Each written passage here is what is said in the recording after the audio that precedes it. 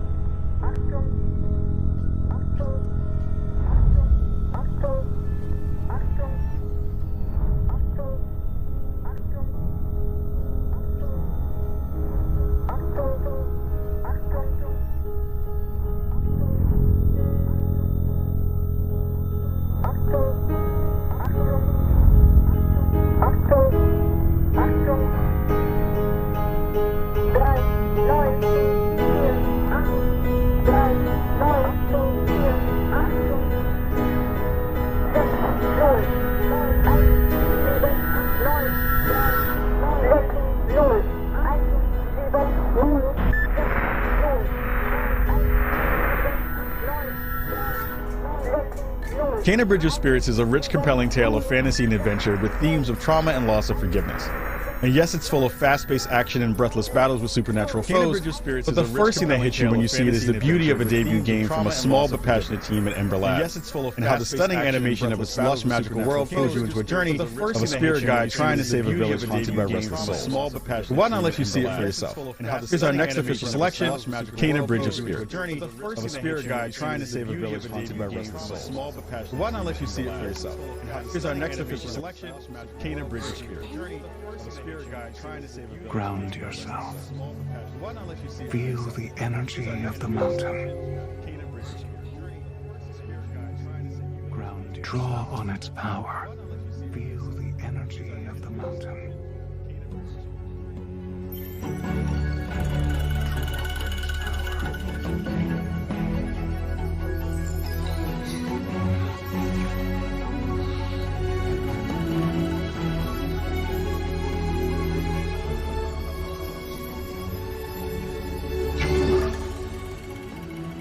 Remember, that was a really small studio. We have a background in film and animation. We got our start doing visual effects for films. Remember, that was a really small studio. We have a background in film and animation. We got our start, and then from there we grew into doing a lot of animated work for commercials.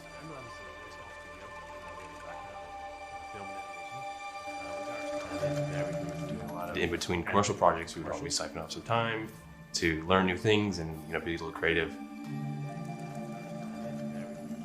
In between commercial projects, and over time, we decided to learn new. Wow, we have a real passion for games, and we wanted to throw our hat into the ring with our first project, Canaan.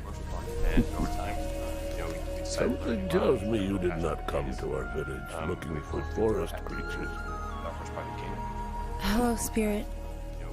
I seek passage to the sacred mountain shrine. We've been playing games our whole lives together as brothers, and the action adventure games are sort of what we play together and also enjoy. Yeah, we've been playing games our whole lives together as brothers. The action adventure games we play together. We kind of had this idea of the rot being a kind of a force of nature that was maybe working against you. It was kind of like the enemy initially. And then I kind of had the thought to flip it, where the rot become your companions. Maybe working against you. It's kind of like the enemy. And then I kind of thought to flip it, where the rot become your companions. Come on. And that's when we kind of like found that we had something kind of unique.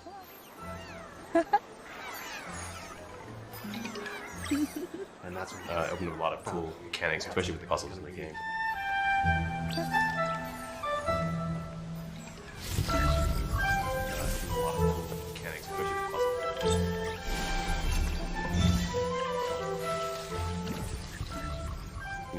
With film, you can just put the camera where you want it. You have complete control of what they're seeing, when they're seeing it, how they're seeing it. And in games, all that goes out the window. So with film, communicating ideas or themes to the player is a lot more complete control of what they're seeing, when they're seeing it, how they're seeing it. In games, all that goes out the window. So communicating ideas or themes to the player is a lot more complete control of what they're seeing, when they're seeing it, how they're seeing it. You have to be really sort of crafty in how you're getting communication to the player, especially when it's trying to do it through gameplay. And not just like always through cutscene. You have to be really one of Tara's memories. crafty in how you're getting I should see what leads me. especially when it's trying to do it through gameplay. And not just like always through cutscene. We love creating immersive experiences and try to really think about atmosphere and tone a lot when we're on the game development side. We love creating immersive experiences and try to really think about atmosphere. Storytelling and atmosphere is a big part of our traditional medium in terms of film aesthetics. Storytelling. Just having the world be something that you want to sit down and explore and be a part of. Traditional medium film was a goal of ours to begin with. Just having the world be something you want to sit down and explore. And having a nice team of really great animators who have worked together, I think was paramount in terms of pulling off some of the storytelling we want to do with the game. Having a nice team of really great animators who have worked together, I think was paramount in terms of pulling off some of the storytelling we want to do with the game.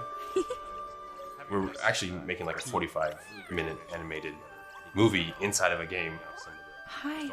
We're really proud of the team. A lot of them come from the visual effects and animation background and kind of like converted their skill sets from film and animation background into developers on the game side. A lot of them.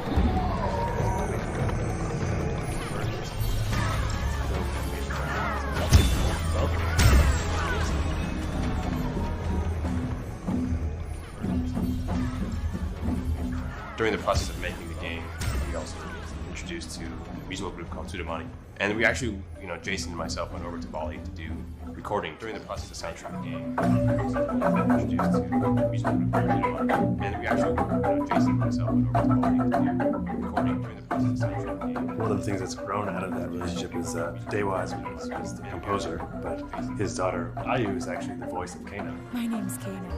What are you two doing out here? She's never done voice acting, but she fit right in. His daughter. It's okay. You have to go now.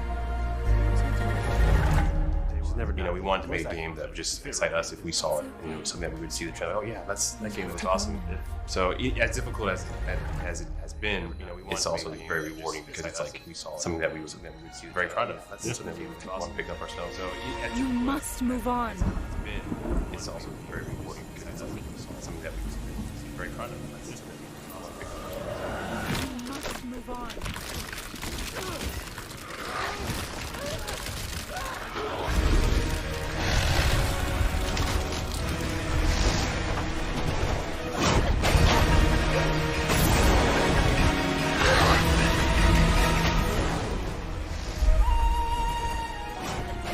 Of a spirit guide is the lonely one.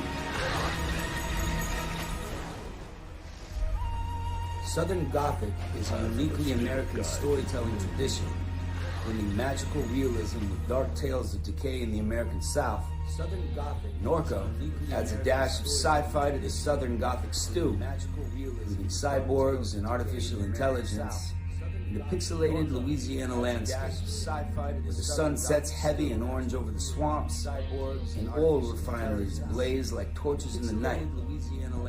It's a place where people, memories, and secrets have a way of getting lost and buried. Dig them up if you dare, in the haunting and extraordinary adventure that is Norco. Have a way of getting lost and buried. Dig them up if you dare, in the haunting and extraordinary adventure that is Norco.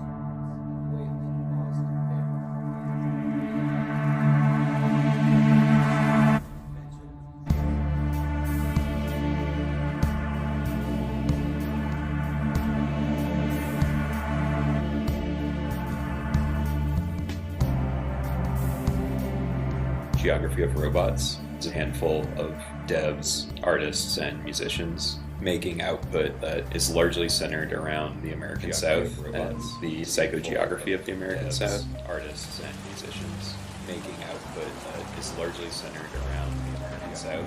Another one. Psychogeography of the American South. Artists and musicians. Our first release is a game called Norco, which is about my hometown of Norco, Louisiana. A small, very industrialized town, about 25 miles upriver from New Orleans, Norco, Louisiana. A small, very industrialized town, but there's so many intersecting pieces of infrastructure. So many stories embedded in the landscape. Pieces of infrastructure. I've been fascinated with that region since I was a kid in the landscape. I wanted to synthesize all of those research interests into something, and Norco is that culmination of effort. I wanted to synthesize all of those research interests into something, and Norco is that culmination of effort. I wanted to synthesize all of those research interests into something, and Norco is that culmination of effort.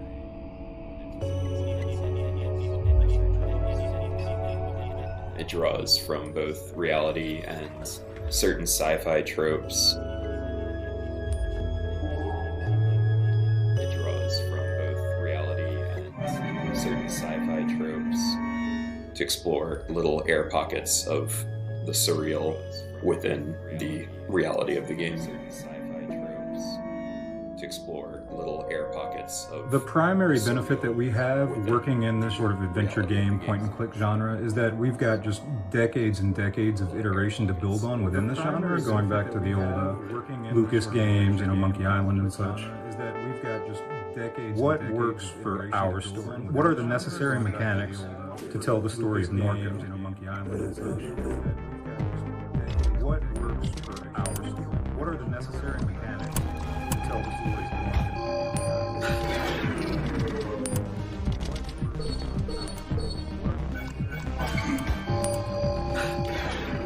I was interrogating a lot of events and experiences from the past. I was playing a lot of 2D pixel art games at the time, a lot of traumatic events had occurred both in my personal life and the life of the region that I was exploring, and I thought there was a kind of ontological element to using pixel art to tell those stories that I was exploring, and I thought there was a kind of ontological element. I don't have any artistic experience, and so doing a simple 2D pixel art game fit the best within my limited resources that I had. I don't have any artistic experience, and so doing a simple 2D pixel art game fit the best within my limited resources that I had. I don't have any artistic experience. In the more recent years, big and small studios have really been pushing like what it means for player agency to take a front seat in a semi-linear narrative. Really been pushing like what it means for player agency to take a front seat in a semi-linear narrative.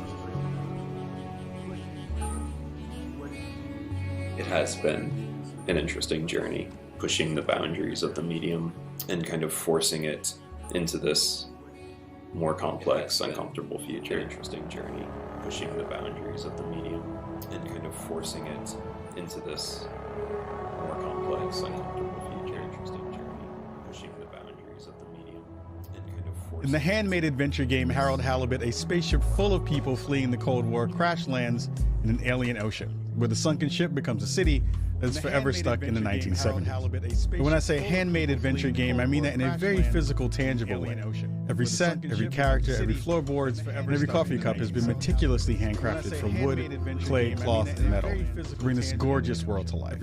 I'm pleased to introduce the stop-motion adventure Harold Halibut. From wood, clay, cloth, and metal to bring this gorgeous world to life. I'm pleased to introduce the stop-motion adventure Harold Halibut.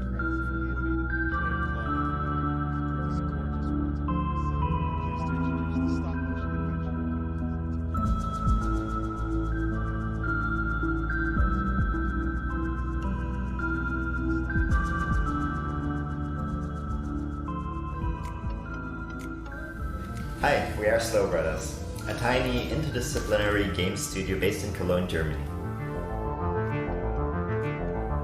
Hi, we are Slow Brothers, a tiny interdisciplinary game studio based in Cologne, Germany. Harold! Stop daydreaming! And don't forget to fix the light after cleaning up the paint!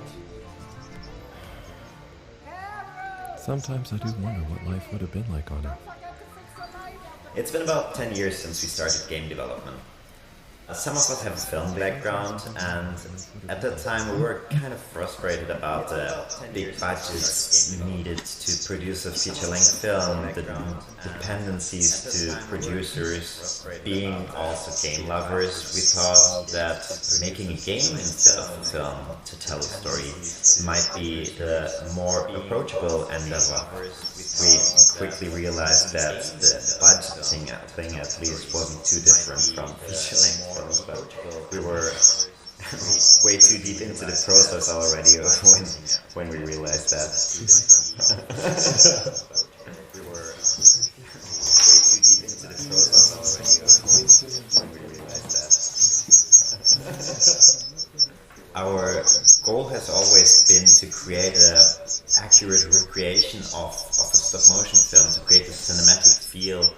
And our initial approach was quite a lot of experimentation involved until we found our process that we use now, which is 3D scanning everything by using photogrammetry to create 3D models of the characters that we then animate using motion capturing.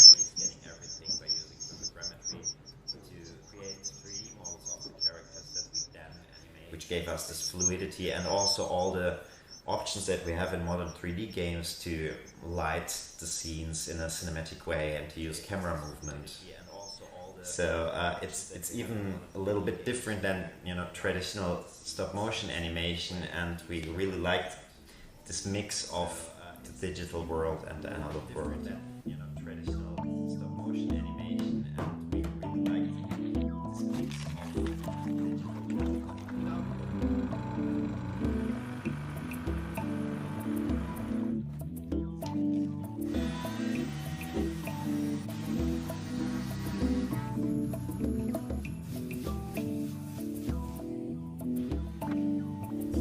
a bunch of people questioning why we put such effort into building the sets and the tiny details. Ultimately, we think that's why the game feels the way it does is because of the sum of its parts and that level of detail coming together as like a greater thing. We just like put a lot of effort into giving the individual characters and Harold's social environment a lot of depth, and that ultimately makes for like a rich experience. Now, if you're quite ready. Sure. Ready for what? I made a breakthrough discovery at the Arboretum last night. You remember the last batch of bloomy rocks? Oh, the really small ones from the last intake? The ones with the strange shapes and the little holes and... The blue ones, yes. Turns out their surface composition doesn't just give us clues about our immediate aquatic environs. I think they've picked up some influences from outer space as well. We create a relatable science fiction world instead of having a super distant sci-fi future where things are so different that it might as well be magic. It may have started with one man, but it took the hearts and minds of many more to make the dream a reality. That dream began at the height of the Cold War, when the world was on the very brink of annihilation. He conceived of an ark-like spacefaring ship. After 200 years, we finally arrived at our destination, only to find that the promising, watery planet contained no habitable landmass and dense toxic gases in the atmosphere. The Cold War seemed like a good starting point for the backstory of our game, and it enabled us to have this kind of weird mix of being stuck in the 70s on one hand and not living through the things we all know in our present, but also thinking into the future, the 200 years after that, and creating this kind of alternative timeline where things evolved in a different way. It's just that the professor and I need some sea rocks, filter rocks from older times that have come from the filters, and I feel like you might have one? Okay, look and listen here, Longy Long Pants. I shut the store for a reason, you know? While we have this overarching storyline in our game with multiple story arcs, Harold is only one part of this bigger story, and we always kind of focus on Harold's personal interactions, relationships and friendships of Harold. Harold! Good timing. You can explain things to the Major, can't you? Harold, come here and explain things. So, Harry, how's life been treating you? Keeping fishy. What? Keeping busy. Okay. Harold. Is everything okay? And therefore really concentrated on providing a lot of depth in those characters for players to ultimately explore. Harold, won't you stay? The jog team won't be the same without you. Yeah, venga, Harold. You can't leave now, I just got here. Jog team, jog team, jog team. Go jog team. Come on, Harold. Keep up. Deep breaths, Harold. You're doing great. Guys, have you got any tips? Just keep on moving, Harold. You never know when you'll have to slow down. So keep going while you can. Just keep on moving, Harold. You never know when you'll have to slow down. So keep going while you can. Yeah, that is so huge. 5, 6, step up, 2 counts. Pulling it down, the last set. Here we go, side to side. Pull down, and take it forward. 1, 2, 3. Imagine setting off across a vast desert on a rite of passage, with no one to share the long and lonely trip but your trusty hover bike. On your journey to the horizon, you will traverse a world of beauty and mystery, full of spectacular ruins, both ancient and futuristic. This is the joy of exploration, the thrill of discovery. And if you listen to the stories of the people and places you encounter, perhaps a chance to learn what you came here to understand. This is Sable. you listen to the stories of the people and places you encounter, perhaps a chance to learn what you came here to understand. This is Sable. If you listen to the stories of the people and places you encounter, perhaps a chance to learn what you came here to understand. This is Sable. Listen to the stories of the people and places you encounter, perhaps a chance to learn what you came here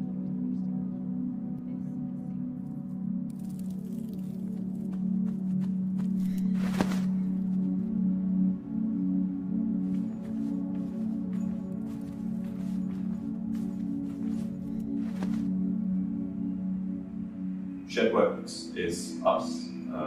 I'm Greg, this is Daniel, and we started out in my parents' shed. Shedworks is us. I'm Greg, this is Daniel. Sable is the main character. She's a young girl who's leaving her home for the first time. Sable is the main character. She's a young girl who's leaving her home for the first time.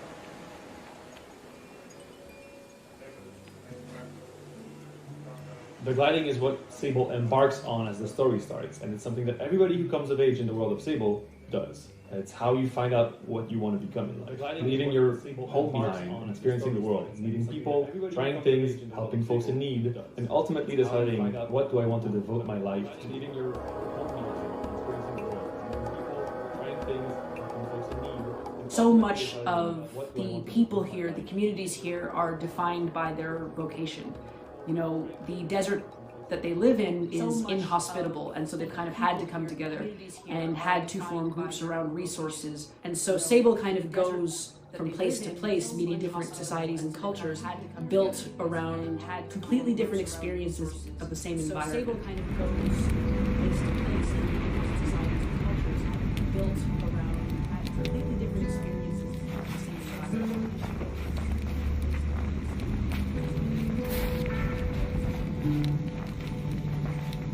It means that she has to be a sponge, right? She's trying to figure out her place in the world, what she wants to do for the rest of her days. And I think that's what makes the story so fun. It really is about the places that you go, the people that you see, and the experiences that you have that not only shape her gliding, but shape her. It really is about the places that you go, the people that you see, and the experiences that you have that not only shape her gliding, but shape her. My dad and Daniel's dad went to architecture school together. You know, our lives have kind of crossed a bit in that period. Your mum taught my dad art, Daniel's secondary school. By the time we were at university age, that was when indie games had really kind of taken off as a creative sort of field. So by the time that it was something that I could make myself. And indie games were really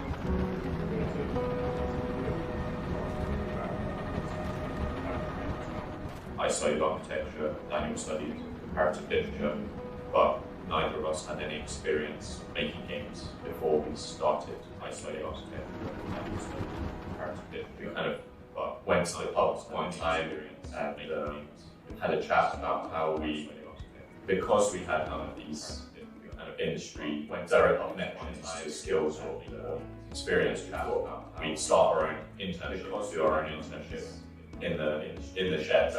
The initial thought was just, let's get some experience under our belt and start, see where we go from there. Somehow 6 years or so later, we're here now, we're still going. Yeah. Somehow 6 years or so later, the thing that we really try to focus on is exploration. We kind of geared every design decision that we could around that focus is exploration. Design. There's no real danger to the player in the game. It is quite relaxing in a way, but that doesn't make it less curious a world to explore. It is quite relaxing in a way, but I think the unique thing about it is how lonely it is, and the pace of the game is very laid back. I think the unique thing about it is how lonely it is, and the pace of the game is very laid back. It was the first game that we designed that was really geared around our skills as well, our backgrounds. We wanted to do something narrative focused, bit of background in progressive literature, was architecturally focused, and my background in architecture helped with that. So I think that it's come from architecture in that way makes it quite unique. And my background in architecture, so I think that we draw from a number of references and influences, I suppose. I guess some of the most obvious ones are the visual ones, right? Stuff like Mobius references and influences, I suppose, or Tintin. Some of the most obvious ones are the Studio Ghibli and the Mobius. You know, those kind of pieces were always influential. Yeah, it does have that mix of ancient and futuristic to our eyes, right, who live here, but to the eyes of Sable and to everyone in that world, that is all that they know. To our eyes, right, who live here, but to the eyes of really early on, like before we really started it, and so our music had kind of been there from the very beginning. That's been the music itself has been a really big part of shaping before we really shaping all the direction of the game.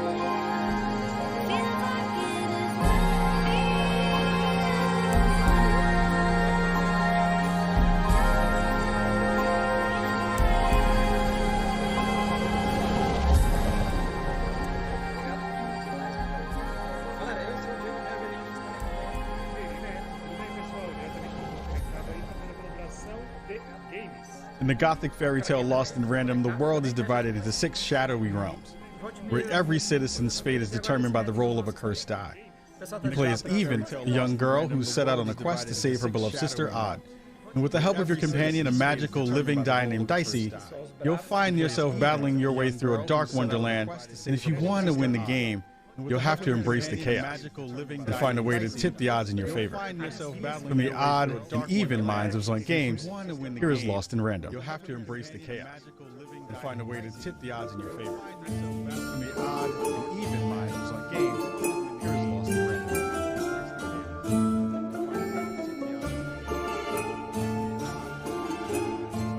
So Lost in Random is being developed here at Zoink Games in Gothenburg, Sweden. We're about 80 developers with a few different projects, but Lost in Random is definitely our biggest and most ambitious project ever.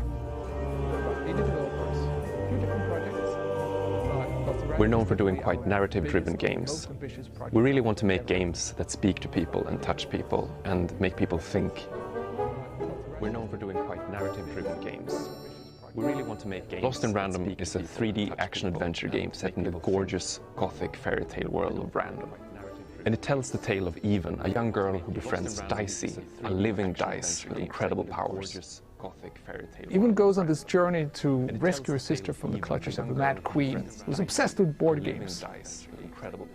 And so the Queen decreed that any child who had turned the age of 12 would be given the grand honor of rolling her one true dice to show them their place in the world of Random, for Random is fair, Random prevails, and Random rules.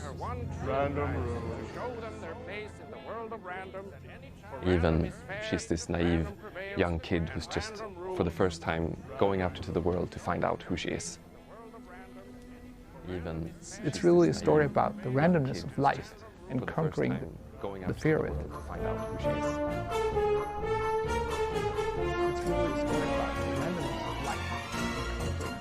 Even and Dicey are a really fun duo. Even is this quick to anger, but she's not one to hold grudges, but she can easily get into a fight. And Dicey's there to hold her back. Even is this quick to anger, but she's not one to hold Dicey, who is this cute puppy kind of character. His moment to shine is when you're in combat. When Even rolls Dicey, he becomes this kind of Swiss army knife of magical power. No, Dicey. They should be scared of us. It becomes this kind of Swiss right? army knife of magical power. We're really in love with this project. It's a great story, it's great actors, it's the innovative gameplay, and it just feels like everything is just so perfectly packaged together around the dice and this universe. And the style of the game is kind of like something out of a Laika or Tim Burton movie. It's really everything we've dreamt of doing all these years. It's really great, and we can't wait for everybody to play it. Or Tim Burton movie. It's really everything we've dreamt of doing all these years. It's really great. And in the interactive thriller 12 Minutes, you play as a man who becomes trapped in a time loop, replaying the same 12 minutes of one fateful evening in his apartment over and over again. Each time you're going to have the chance to make new choices, learn what led up to those terrible events, and perhaps escape them. It's a story that's not just about how choices matter, but about how some stories can only truly be told when they can change, even just a little bit. Every single time it was a joy to participate in this project and lend my voice to the main character, and I hope you have as much fun playing it as I did making it. I'm very proud to introduce a game where the end is only the beginning. 12 minutes. As much fun playing it as I did making it. I'm very proud to introduce a game where the end I have a surprise for you. is only the beginning. Okay. 12 minutes. You want to guess what it is? This is an outfit for a newborn. You bought it this morning. You wanted to surprise me. I'm sorry, You're guess pregnant. what it is? You know? This is an outfit. I know because you bought it this morning. You already gave it to me. Surprise me. This has happened before. What are you talking about? What's going on? Someone is coming. He's going to hurt us. He says you killed your father. I need to know what happened. What are you talking about? What's going on? Why are you doing this? He's going to hurt us. My father Died of a heart attack? Oh, I didn't have anything to do with. Why are you doing this? Any second now, he's going to knock on that door. Help me. This isn't happening. This can't be happening. Police, open up. Any second now, he's going to knock on that door. Help me. My name is Luis. I'm the creator of 12 Minutes. My name is Luis.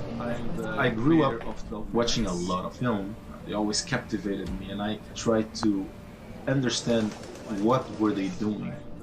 The pacing, the colors, the lighting, the composition, in order to create these emotions in you. Watching a lot of film. What are the tools we have as game designers that allow us to do similar things? What were they doing? The pacing, the colors. I think the biggest challenge is that usually when we think about narrative, we think about a linear progression. And in an interactive game, at least in 12 minutes, that information can come at any moment depending on what you've done. What's the occasion? I'll tell you over dessert. I think the biggest challenge is that usually when we think about narrative... All right, I'm ready to get wowed by this dessert. Just give me 1 At least in second. 12 minutes, that information can... You know, I'm fascinated by the idea of if you knew what's going to happen, what would you do differently? I'll tell you over dessert. 12 Minutes is an interactive thriller about a man trapped in a time loop. Just give me 1 You come home from work, you're having an evening with your wife, then this cop shows up, he accuses your wife of murder. Hands behind your back, let's go. You try to stop him, you get beat up. 12 Minutes is an interactive thriller about a man only to wake up back to the start of the evening. And then you have to use the knowledge of what you know is going to happen to try to change the outcome and break the loop. Look, I know this sounds weird, but the day's repeating itself. What do you mean, repeating itself? I'm living the same chunk of time over and over again. Uh-huh. The reason the game sticks to a bird's eye view is because it allows you to very easily interact with the environment. Most video games you have a third-person camera or a first-person camera, and I wanted to create something that is very accessible. So by doing a bird's eye view, you have like a floor plan of the apartment, and you just click where to move. Very easily interact with the environment. Most video games you have. There was also the challenge of having the voices convey the emotions without seeing faces. If someone is really stressed out, you won't have any facial expressions, so you have to feel the stress in the throat. Particularly because you don't see our faces in it. You really are projecting whatever you're feeling onto the character. There's no facial expressions that are instructing you. Where you go in the game will, I think, depend on you as an individual. I just need some time to myself. Particularly because you don't see our faces in it. Babe, you really are projecting whatever. And if there's enough subtlety in the voice acting, in the movement, your brain will feel the rest. Because actors think in terms of motivations. You know, what's my motivation for this scene? And workshopping with them, figuring those things out, allows the characters to become alive and become meaningful to the way they behave. What's my motivation? I didn't mean to. This is never what I wanted. With them, figuring those things out allows. I warned you. Look, I can't do this. It will be different things for different people. There are so many versions of the story that will either reveal something or show something, and you as the player are revealing how you deal with truth, how you deal with other people's truth. Working in interactive medium, you can make a story that becomes very personal to you, right? You're not passively looking at what's happening and processing. You're actually deciding. By allowing you to participate, change it, to mold the way it's built, in a way it becomes part of you. It's like you're part of the creative process that is happening. And because the game doesn't really give you direction, the decisions you make are based on who you are. I'll prove it. Yeah, great. Let's see it. Wow me. That allows you to explore a side of yourself that maybe you wouldn't otherwise make are based on who you are. Silently repeat these phrases. May you be free from suffering. May you be free from fear. May you know peace I enjoy. These phrases. May you be free from suffering. May you be free from fear. May you know peace I enjoy. These phrases. May you be free from suffering. If you're not familiar with The Big Con, a coming-of-age comedy adventure about a teen in the 1990s, well, let me explain. You play as Allie, a high school junior who learns that her mom is about to close her video rental store to loan sharks unless they come up with over $90,000 ASAP. Well, there's clearly only one thing you can do. Run away from band camp, head to the mall, and become a con artist. I mean, that's just common sense. From the decade that gave us the World Wide Web, and so much plaid, I give you The Big Con. Become a con artist. I mean, that's just common sense. From the decade that gave us the World Wide Web, so much plaid, I give you The Big Con.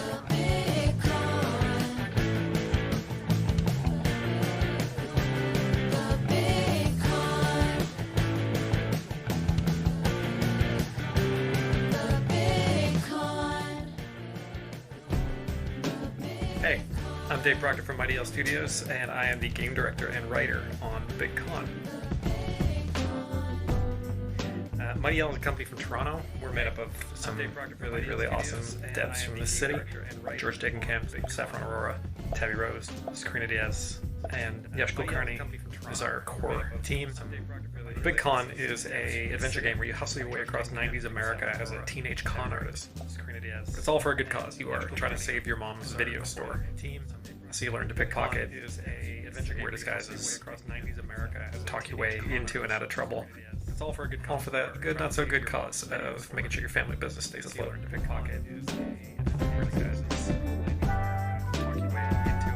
You know, one of the toughest things about making this game was selling people on the non-violent crime aspect of it.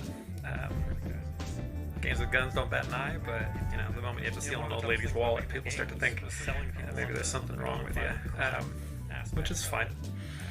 That's part of the fun of making this. It really helps us make something that, you know, challenges people and challenges ourselves, and hopefully helps us find a little bit of in between in a story like this.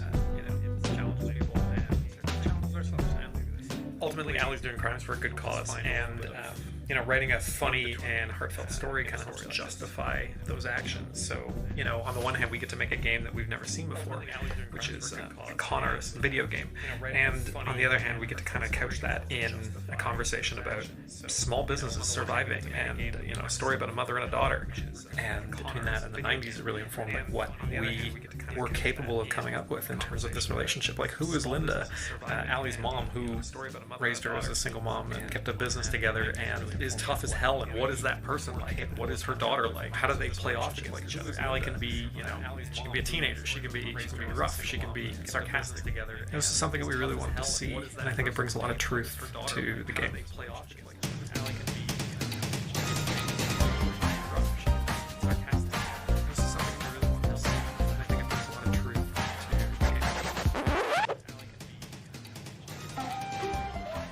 makes us laugh, it goes in the game. That was our rule.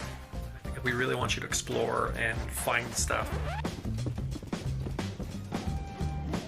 If it makes us laugh, it goes in the game. Random conversations with people that, you know, some people might see, some people might not. Find stuff. It makes us happy knowing that it's in there.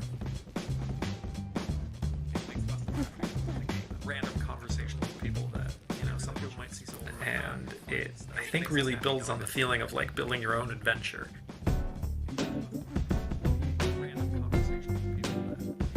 The 90s are just not, they're not as done in video games, so we want to do it, and we want to get in there. The 90s are a time when you don't have cell phones, you don't have the internet, you don't have the ability to look this stuff up, you need to. And it makes it a little bit more believable that you can be a traveling con artist, which I think is part of the charm. And so, you know, with the 90s, because we also get to do this ribbon, colorful palette that Saffron put together. I watched a lot of cartoons growing up. Hey Arnold, Doug, and The Simpsons. They sort of set the foundation for this cartoon 90s aesthetic. Bright, contrasting colors, exaggerated features, and like fun geometric patterns. So Allie is a very does what she wants character. She wears her cap backwards. That to me was always the signature look of the cool leader type character that you'd see in a lot of cartoons. You know, she has the ripped jeans, the baggy t-shirt, and she also wears her plaid shirt wrapped around her waist, which is, you know, a very, I think, 90s style. The references from Burblos to music or grunge or you know, what movies were popular, and like it just, we don't want to beat you over the head with nostalgia, but we want to bring you there. We want you to be on this journey with us. The Big Con is the 90s crime adventure you've been waiting for. What do you think, Rad Ghost? Okay. I just want to finish off by saying thank you so much for the opportunity to be a part of this, and to be, you know, in the presence of such incredible games, and really just incredible international talent. It means a lot to a pretty stoked team from Toronto. So we hope to see you there, and we may try to steal the award anyways. It means a lot to a pretty stoked team from Toronto. So we hope to see you there, and we may try to steal the award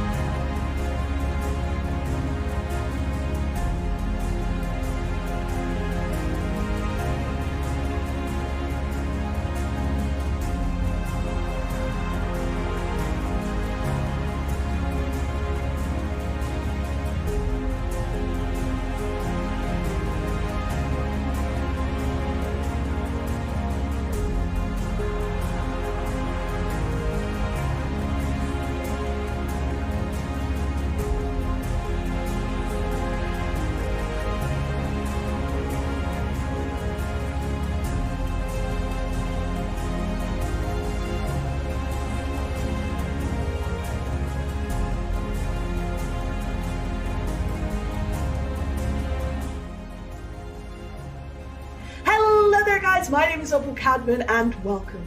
Today I have 3 main tasks. The first one is to introduce you to Koch Media's brand new premium gaming label. Number 2 is to take a deep dive into some of the games coming to that label. And finally, number 3 is to show you what the new label will be getting up to in the streaming world. I want to welcome streamers who are co-streaming this today. Some of you guys are guys who I have looked up to and watched for many years. And speaking of people who I've looked up to for many years, I am so proud to introduce Jeff Keeley, who will be helping me co-host us through this entire list of games. Jeff, how's it going? Thanks, Opal. It is so great to be here with you for the first ever live stream from Prime Matter. I was honored yesterday to reveal the label to the world at the Summer Game Fest kickoff event, and wow, you've got a lot of games there in that sizzle, over a dozen games. So I know today you're going to go a little bit more in depth to talk about all these games, talk a lot of the developers. But for those of you that might have missed it yesterday or just want to see it again, let's kick things off with a look at that announcement sizzle reel for Prime Matter. Over a dozen games. So I know today.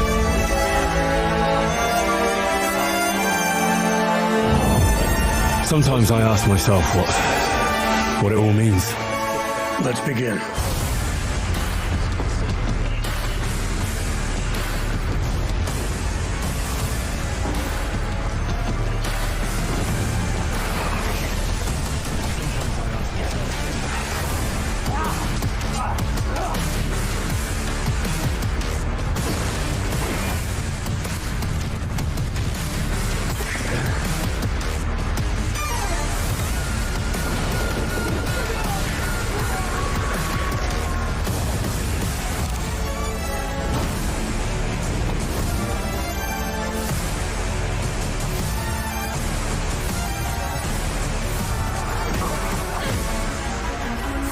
Is that who you are? My purpose makes me who I am.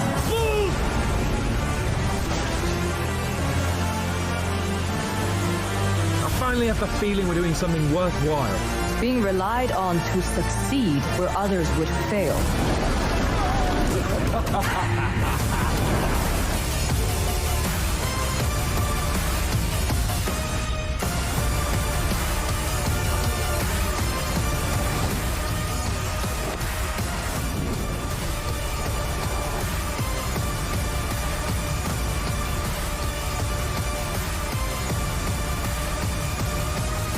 Prime Matter. Yes, guys, you just saw 12 games and counting. And that's just the start for Prime Matter. But before we get into these incredible games, what I like to call the juicy bits, I want to talk to you about what Prime Matter is and who we are. Prime Matter is the new premium gaming label of Koch Media.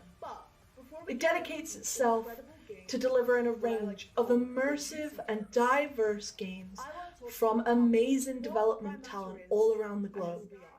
It highlights the varied influences of global studios and their different approaches to game making.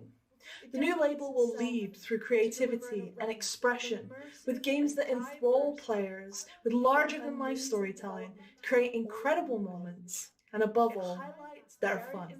The team behind Prime Matter is a melting pot of incredible talent, led by seasoned industry veterans and complemented by a young, fresh, dynamic team of multicultural gaming experts.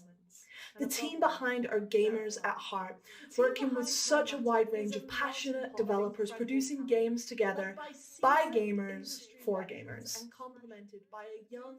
And that being said, for all you keen-eyed individuals out there, you would have seen that one game was actually missing in our 12-game lineup for Prime Matter during the video. That is a game that comes from the Embracer family itself. Jeff got to sit down with Todd Hollinshead and talk all about Painkiller.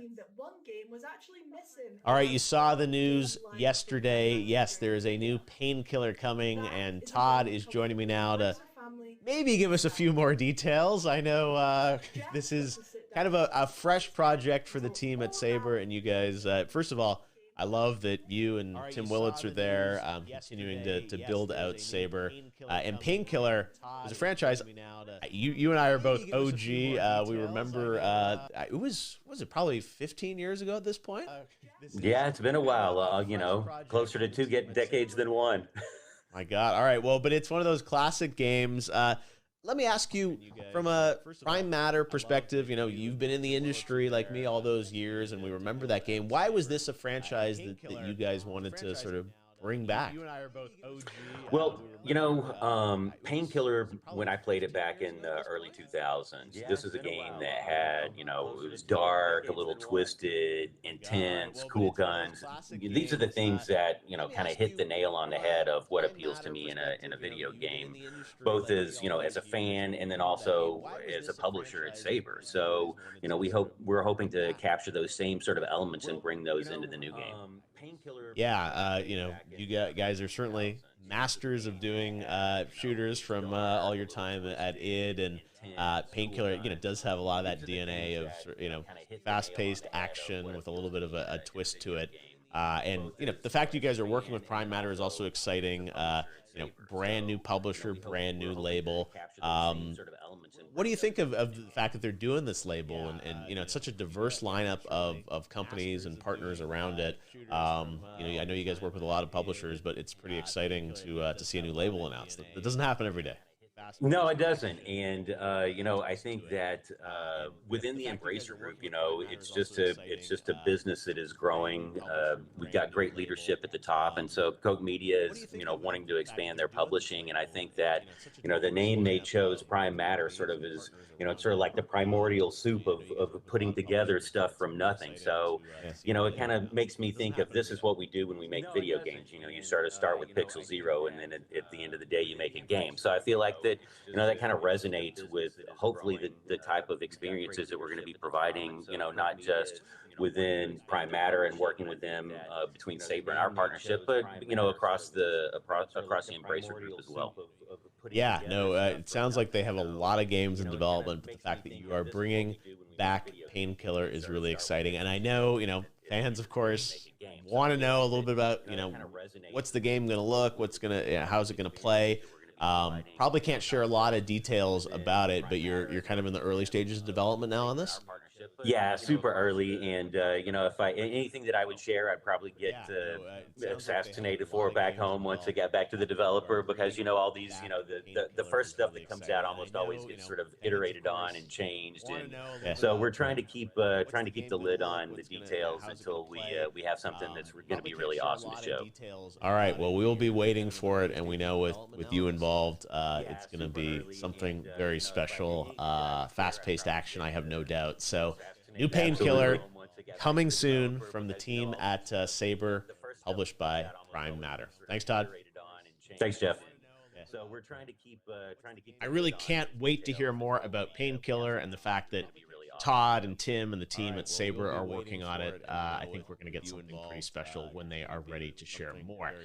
So, exciting stuff in that sizzle reel, Painkiller, Payday, but I know there's a lot more we're here to talk about today as well, right, Opal?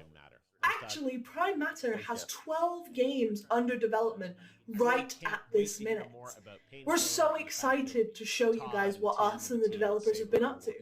However, before you see some of the content that we show you today, I do have to make it clear that some of this is pre-alpha, alpha, high-level concept, and some of it is about to release right around the corner.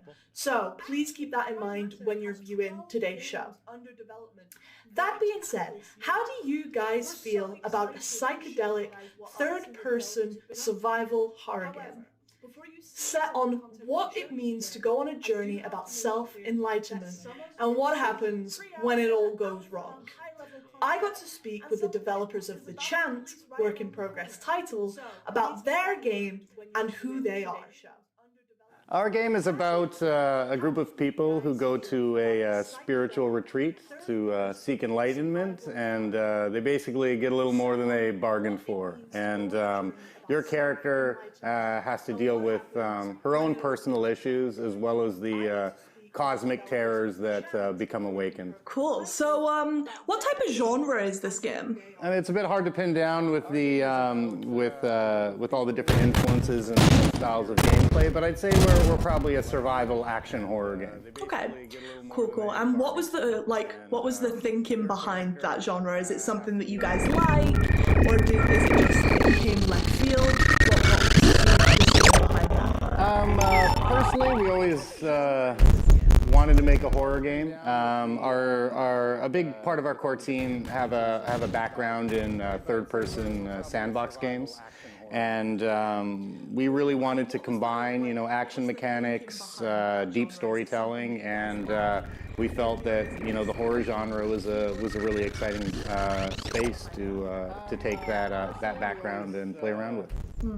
So, kind of sticking with the horror genre, why did you decide to go with that theme? It's not really like normally what you would see, this whole spiritual awakening thing. So what was the idea behind that? We thought it was just kind of an interesting territory to explore. There's a lot of influence from that with like folk horror of the 70s and giallo horror and so forth that really inspired us more from a film standpoint. And taking that kind of aesthetic, something that was very sensational, very colorful, and mixing it in with more action-oriented and exploratory game mechanics, we felt was a fresh take on the horror space. So, kind of speaking about your inspirations and stuff, what video games, real-life media has inspired you to create this title? Well, going way back when Resident Evil 2 is one of my favorite games of all time. Alone in the Dark, Eternal Darkness. So a lot of games are very inspirational to us. Our game actually started off as a game with fixed camera angles and so forth, and then we over the course of development, just especially really focusing on bringing more of an action element to it. We've since switched to an over-the-shoulder camera and haven't looked back. So kind of talking about changes and what you guys are doing on the development side, how close is the game to like the original concept? I understand you guys are still developing, the game's quite far out, but from your original concept to where the game is now, how much has that differed?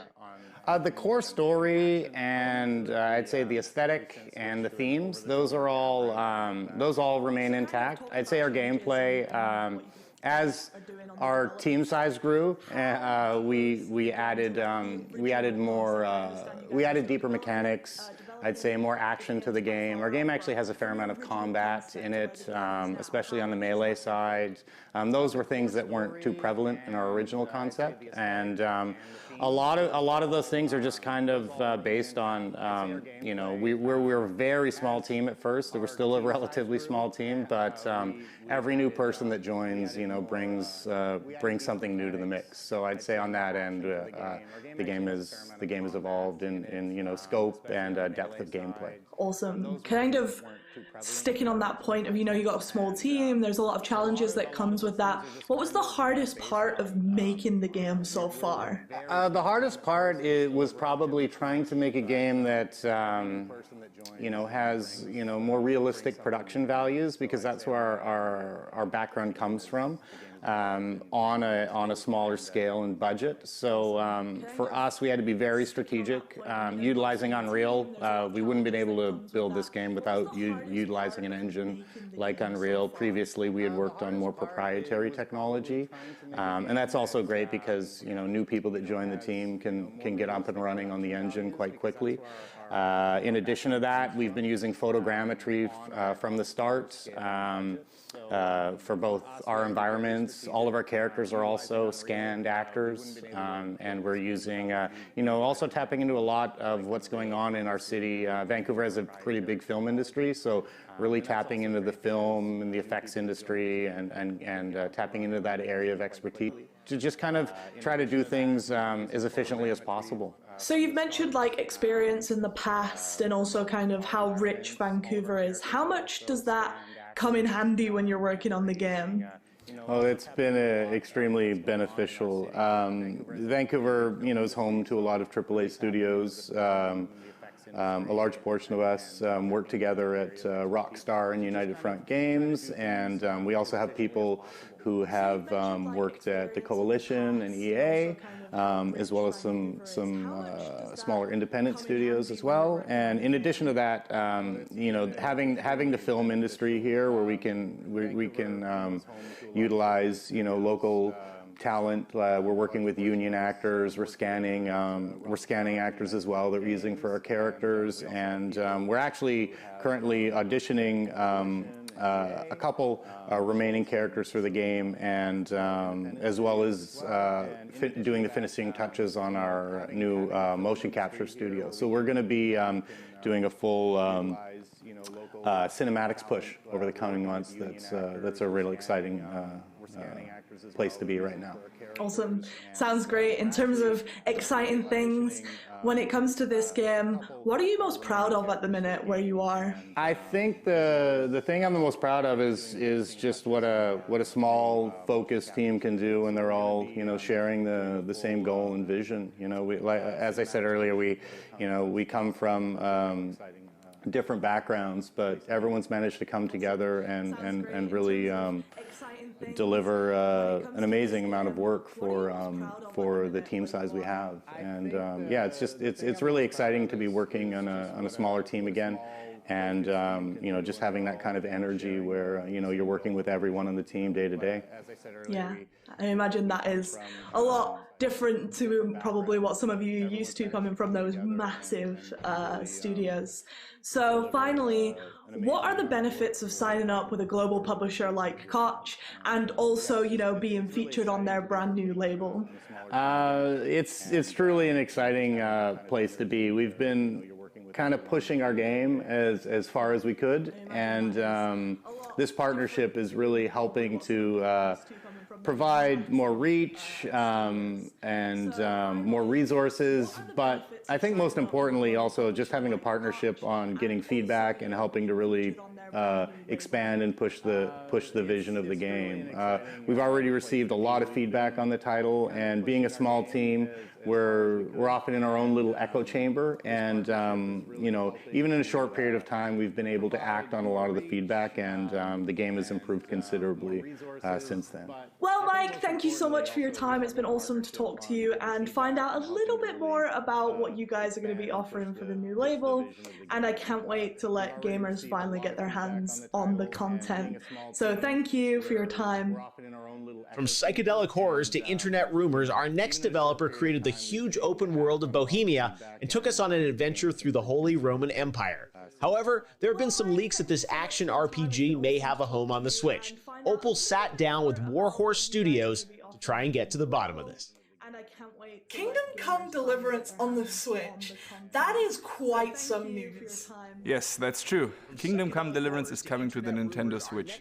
And as you said, it's about gamers, devs and games. In our case, or in this case, actually gamers play an integral part in the story. What do you mean? Well, some kind of confusion happened in the end of last year. We Warhorse Studios were preparing the release of the Kingdom Come Deliverance Royal Edition on PlayStation and Xbox, but someone most likely ticked the wrong box in Japan, and it looked like it's going to be released on Switch as well. Of course, by that time there was nothing existing like that. We were not even thinking about the possibility that Kingdom Come Deliverance could go on the Switch. However, Nintendo Japan took this information, some Japanese media, and then the snowball started rolling. All of a sudden it was the talk of the day. Kingdom Come Deliverance is releasing on the Switch, but as I said, nothing like that was planned at all, and we didn't even think about that.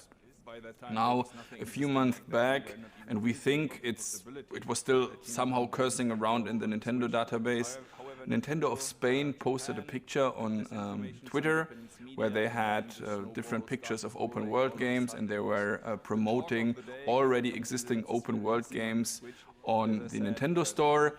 And if you clicked on the picture, actually there was nothing like Kingdom Come Deliverance, of course not, because as I said, nothing like that is existing. However, again, it created confusion. People were talking about it again, like, okay, so is it coming, is it not coming? But for us, actually, and as I said, we didn't think about that until that time.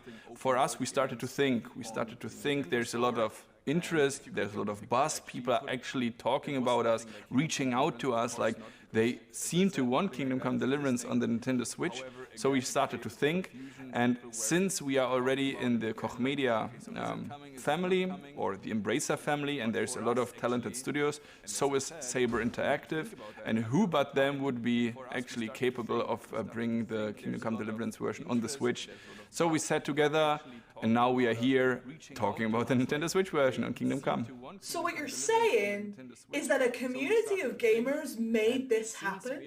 More or less, yes. The community feedback we got, of course, was a big drive for this entire project. But this comes from our general background. So think of the Kickstarter project we had in the day. So without the community, there wouldn't be any Warhorse Studios or any Kingdom Come Deliverance. So we always try to be very close to them and working together with them, and even coming up with crazy ideas together with them. So, for instance, the Savior Schnapps, our own liquor we created later, was actually a community idea. We have our own beer brand.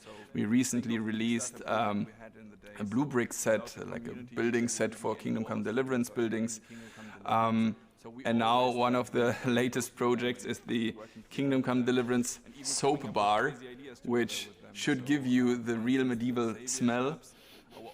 In that case, I must say, medieval smells actually pretty well.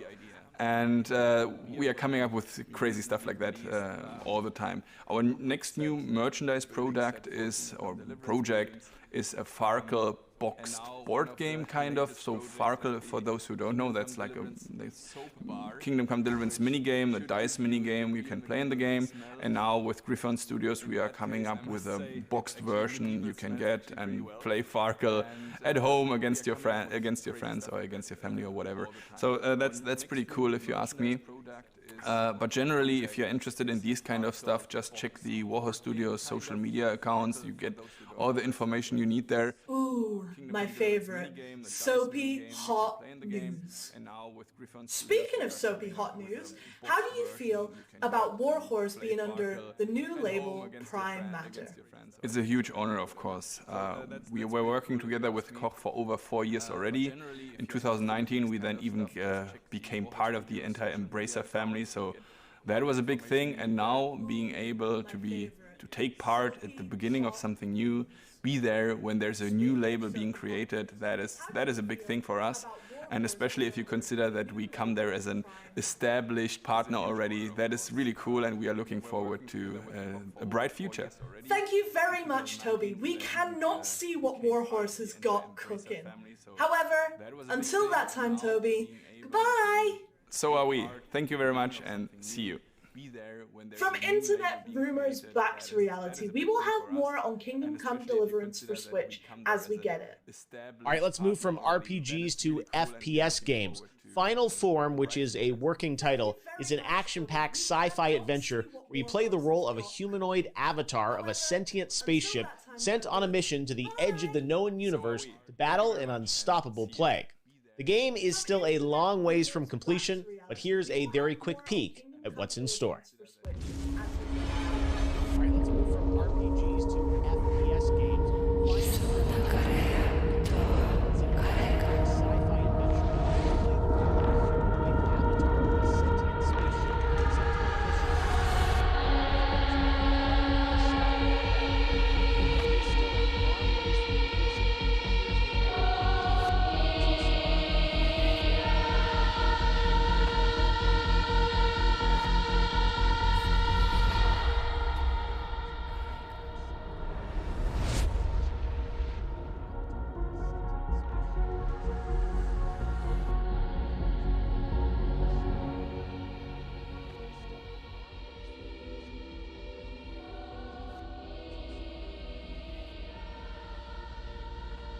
Hi, we are Raycon Games, and what you have just seen is the first glimpse of our upcoming game codenamed Final Form. Final Form is an action-packed, epic sci-fi FPS in which you are a female-formed humanoid machine on a space mission with no return. At the heart of the game is a mystery and alien worlds to explore, but also an adrenaline-fueled combat. In final form, it's all about the freedom and power of movement, being a machine unrestrained by human weaknesses.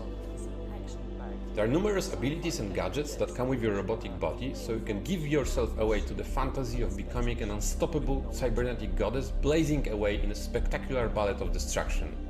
At the heart of the game is a mystery and alien worlds to explore, but also an adrenaline-fueled... Raycon is located in Warsaw, Poland, with additional team members located all over the world. The studio was founded and is managed entirely by game developers. Since the success of Ruiner, we've grown quite substantially. Currently, Raycon is over 50 brilliant game creators, and counting. We are not a huge team, but what we love to do is to evolve together with our projects, constantly finding smarter and better ways to achieve something truly unique. We build our work environment just like we make games, aiming for the best results and personal fulfillment. We strongly believe that the well-being of team members needs to be taken care of first, before we can pour all of that love into a game. The partnership with Koch Media has been very fruitful and inspiring. We're happy to be in the avant-garde of the upcoming new label. We're looking forward to share more on Final Form in the future. And in the meantime, please enjoy the rest of the show and see you around.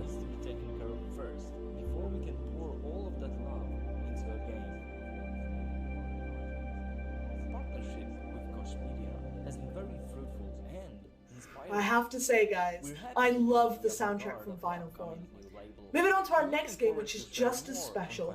What if you took Lovecraftian and Gagaris themes and mixed it all together with hardcore RPG elements? That's exactly what Massive Works Studios are doing. I got to sit down with their CTO to talk about their game, Dolmen.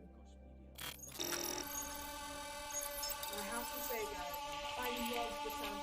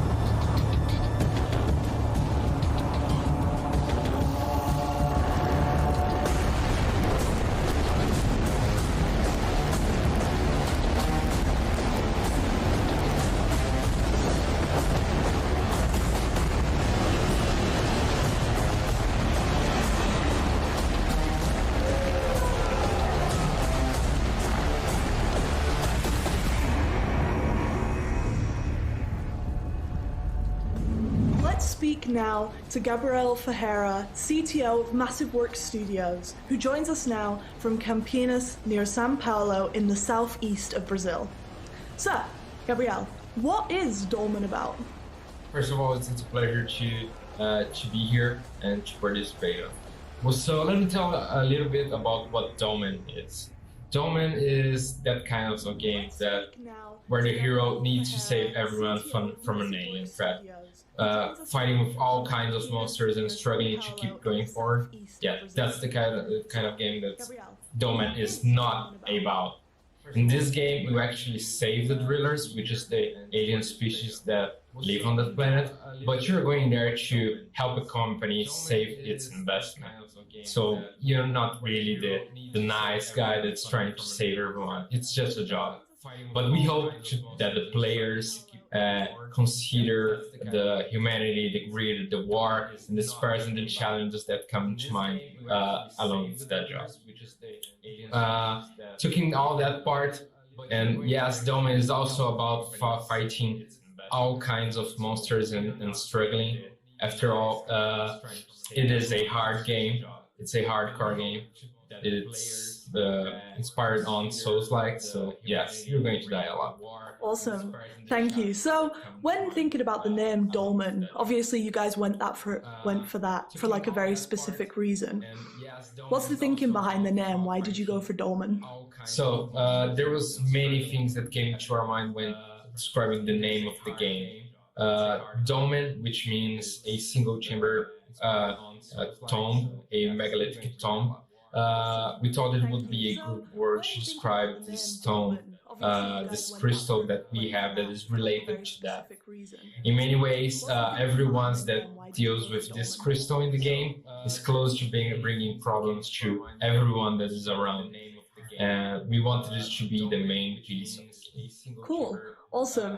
And now I know that people may or may not have heard of Dolmen before, so it is already out there in the world. But how long has it taken to get to this point?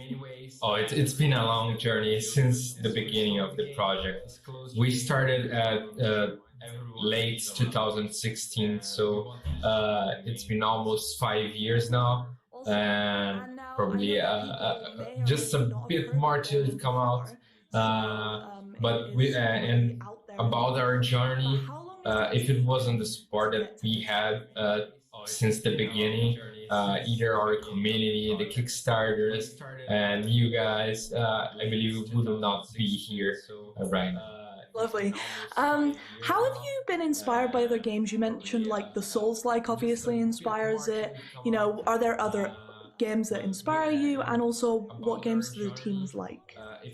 First of all, regarding inspirations, a lot of games came to us when we were producing the game and when we were first thinking of it. Obviously, we are really passionate and we really love Souls-like games, so Bloodborne, Dark Souls, those games were our main inspirations. But we drew inspirations from all different kind of sources. So we had inspirations in Dead Space, in Mass Effect, and also not only inspirations in other games, but also inspirations in movies and Lovecraftian stories.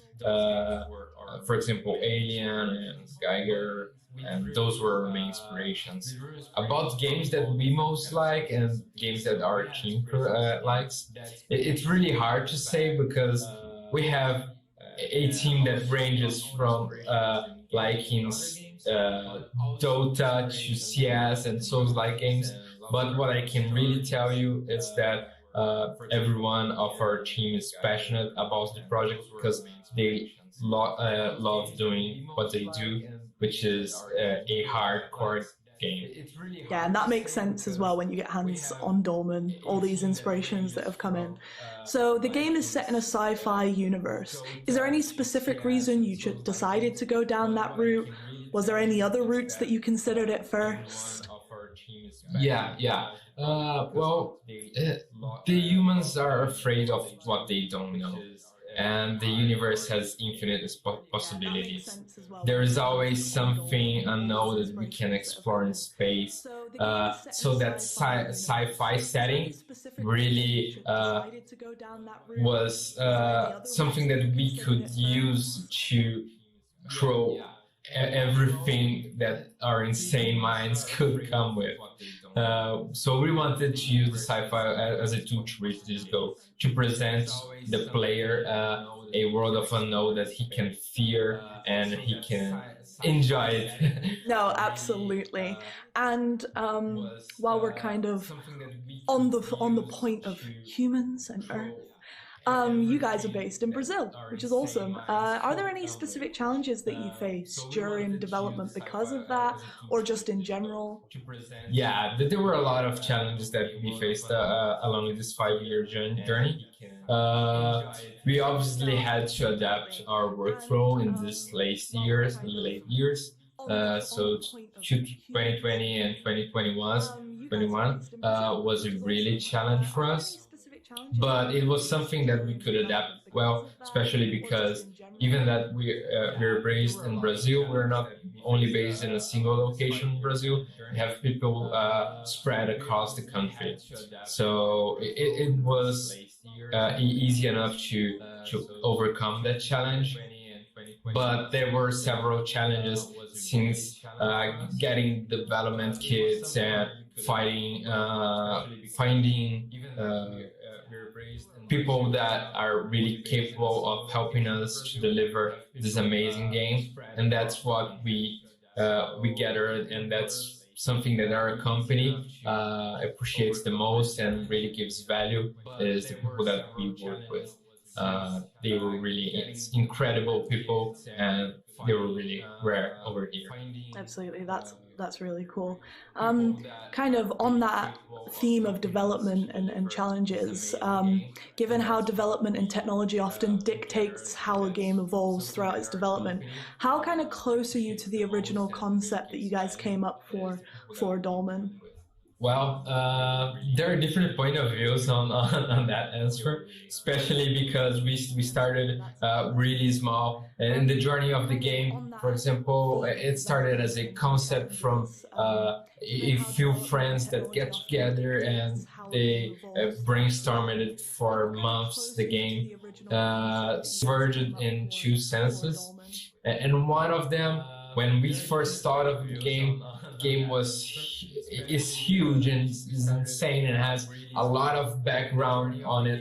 It has all this universe around it, so a lot of it has been built. So people that loves lore and loves the universe that we are creating, they will have a lot to explore on that side.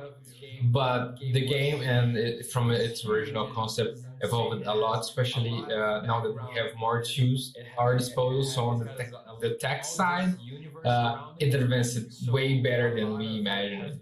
Back 2016, we didn't have all the resources that we have now. So, of course, we made some sacrifices here and there in order to achieve our goal. But we're never happy with satisfied that point of satisfaction, you know. We want to reach more. At the end of the day, this is also a game and we are having fun, but on top of all, we want to make a brilliant game for the player. Absolutely. And speaking about like making the game and the development of the game, seeing as you are lead programmer as well, what was the hardest part of making the actual game?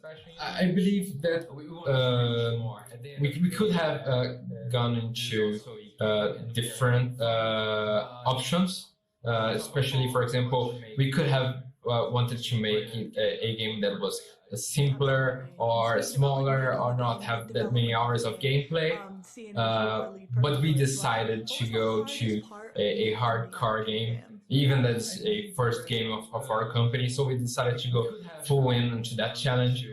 We faced a lot of challenges, as I mentioned previously, but I believe the hardest part of the game was finding the correct professionals and focusing on what we were doing, and keeping yourself focused for 5 years on a single game is something that is challenging for everyone, especially right now.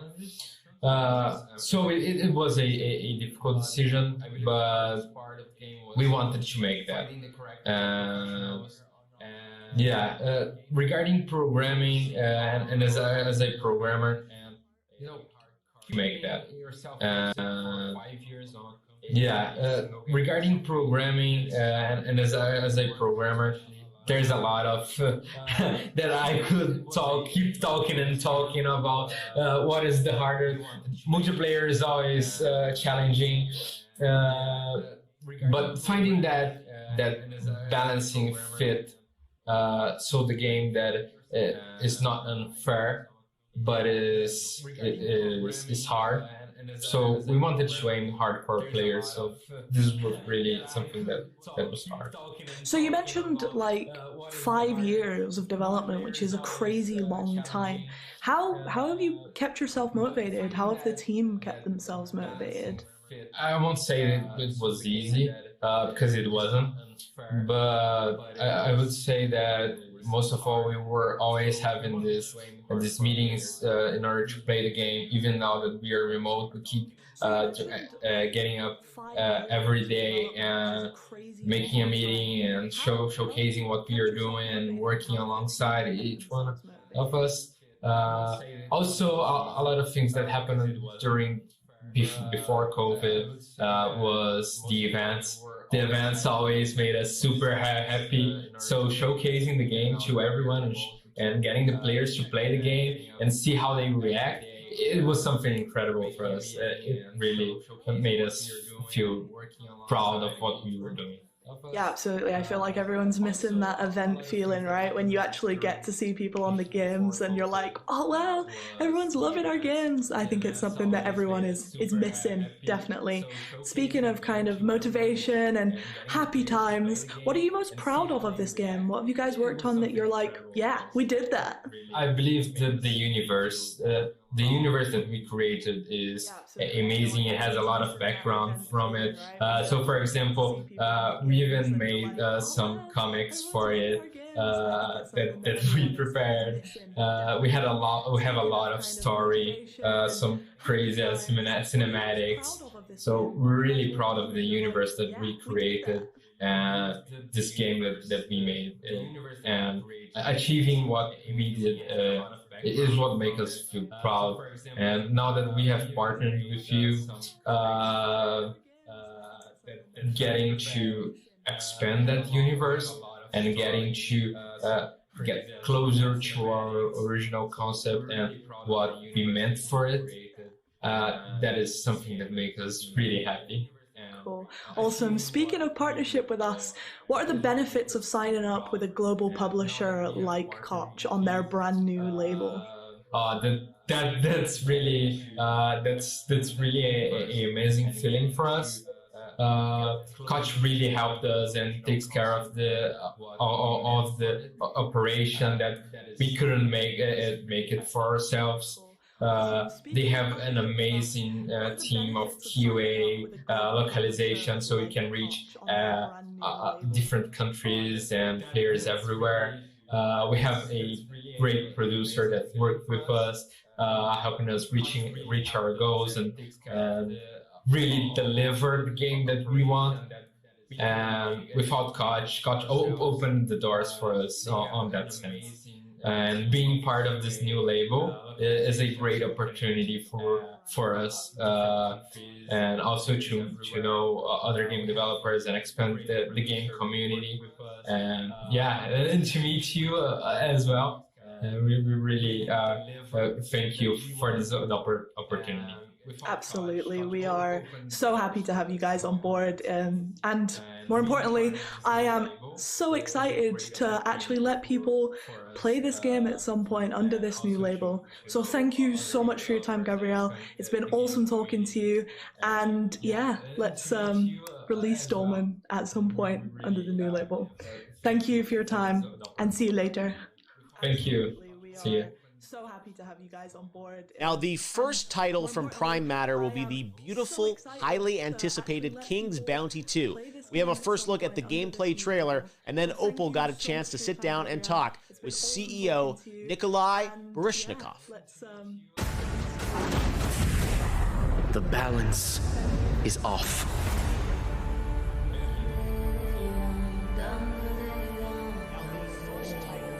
Our land, Nostria, dances on the knife's edge of fate. King Claudius, my father, cannot lead, and his absence has set the realm in motion. Something is coming. Now the burden of the crown falls onto me. Nostria was flourishing, but there is unrest. It used to be beautiful here. My wife and I had a nice life then. Conspiracy, sabotage, necromancy. They all threaten this land asunder. But we must unite, for distorted terrors are advancing. Rumors tell of a false prophet, putting our hope in something that does not exist.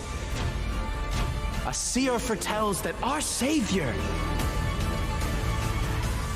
is among us. People of Nostria, you laid faith in my father, do so to me.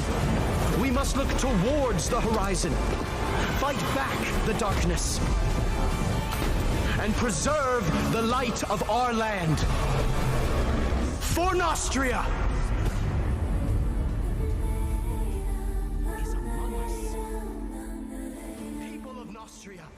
Hello there guys! Thanks for joining me, and I am joined by Nikolai Barinshnikov from 1C Entertainment, who is CEO and creator of King's Bounty 2. So King's Bounty has been years in development and has a 30-year pedigree. So what is it that makes King's Bounty 2 so special? The original King's Bounty was a grandfather of games of series like Heroes of Might and Magic. So it created these turn-based gameplay when we have a hex-based battlefield and the troops are moving in turns. Like chess pieces on the board. So I think that's the key, the cornerstone of King's Bounty.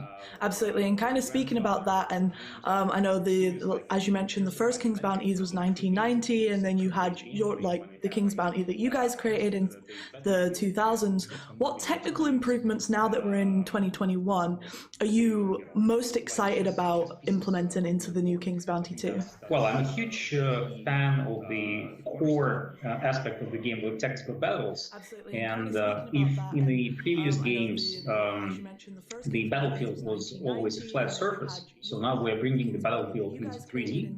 So we will have, line of sights, heals, like simple example, if your archers are located on the hill, they will do like extra damage for the high ground, etc. So moving the battlefield to 3D is a huge step forward.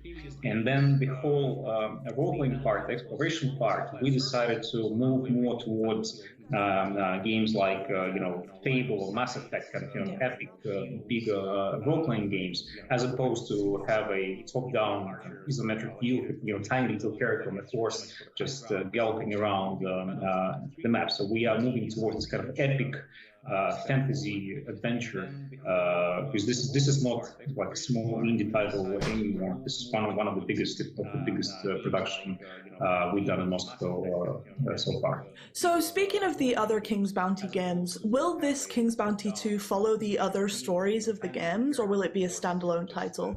No, the game will not follow on any previous games. But even the previous King's Bounty, they all sort of like disconnected. There was like the main protagonist, there are a bunch of evil guys, there's like a small quest. And I would say that previous King's Bounty, it was not like an epic RPG adventure, so the game was more about just battling random monsters on the map and solving some little quests. And then King's Bounty 2 is really, a epic adventure. We have spent like dozens of hours solving puzzles, working with different factions, making decisions that change the character and the world. So we're really moving much more towards, an epic RPG. However, this is a rare combination where our game, King's Bounty, is not an action RPG. It's not a Witcher game where you have to quickly press buttons on your joysticks and battle enemies in the field. It's interesting crossbreed of a high fantasy role-playing game with a tactical strategy title, which I wouldn't. It's not like quote unquote was never done on console, but this is fairly unique combination for the console. And for me, like a great inspiration was a modern remake of XCOM, for example, because I was a huge fan of XCOM that was released in 1994, 1996, and the modern console reinventing of XCOM. This is something we're trying to achieve with King's Bounty, really make a modern game that works well on modern platforms, that works well with current understanding of gamers, how a game should look like. So we're trying to enhance it in every possible direction. Yeah, cool, awesome. Kind of speaking about the story of King's Bounty 2 and how it differs, it appears to have a darker, more gritty aesthetic compared to its predecessors. What was the design philosophy around that? Why did you decide to go with that instead? That's an interesting question. We've been debating on the design approach. And again, as I said, we spent a lot of time prototyping, working on the core gameplay and the looks and the art of the game. Previous game had this more cartoonish, kind of fancy indie look, but we decided that we are now trying to play in different league. We're trying to make a much bigger title, big game, an epic adventure. We've been astonished by modern fantasy titles both in Hollywood and in games, and we thought that this is a good idea actually to upgrade King's Bounty to what we call like high fantasy or like realistic fantasy. So it's not a dark fantasy like Kingdom Come when they're like dirty peasants, everything is bad. No, it's more like, as I said, like high fantasy, epic characters. If there's a dragon, it looks like a dragon, not like a toy. If there's a villain, he or she looks like a real bad person. So that was the main philosophy. Plus, game development evolves, and I don't think that it's a good idea to take a game of 2008 and just make a replica with slightly enhanced graphics in 2021. So you need, especially for consoles, there's a specific expectation from somebody coming to the store or buying a game digitally or online. Okay, this is like a 49.59 game. It has to look graphically and gameplay-wise like this. There's an expectation, and we believe that that's what we have to do. Yeah, so we've mentioned that this game combines different kind of like ways that you can play the game, basically, from third-person RPG elements to this unique fighting system, this kind of chess-like fighting system. Kind of, why did you choose, with the evolution of game design and how people play games, why did you choose to stick to these hybrid game mechanics? Do you think that this is kind of what makes King's Bounty? Absolutely. I think you got it spot on, so I don't even need to answer. King's Bounty is a grandfather of turn-based games. So if you remove tactical combat from King's Bounty, then it becomes, I don't know, Mass Effect or Kingdom Come. So this is so we can play around with the evolution of this gameplay, make it more fun or realistic. But obviously, this is the core. So this is a tactical game with a lot of role-playing aspects and high fantasy aspects, and not the other way around. So again, gamers who like RPG with shooting elements, games like Cyberpunk, this King's Bounty is probably not for them. I'm sorry, it's a different game. Yeah, and in terms of we've mentioned kind of this new 3D world that you're creating when it comes to the fighting style, and then these RPG mechanics and making this world feel more alive and more exciting. What was actually the hardest part of you making the game? What took the longest time? What kind of caused you the most headaches? Hard to say. First of all, this is multiple platform game, so there are specific technical issues that prolong the development. If you make just, let's say, a PC title or just a PlayStation game, then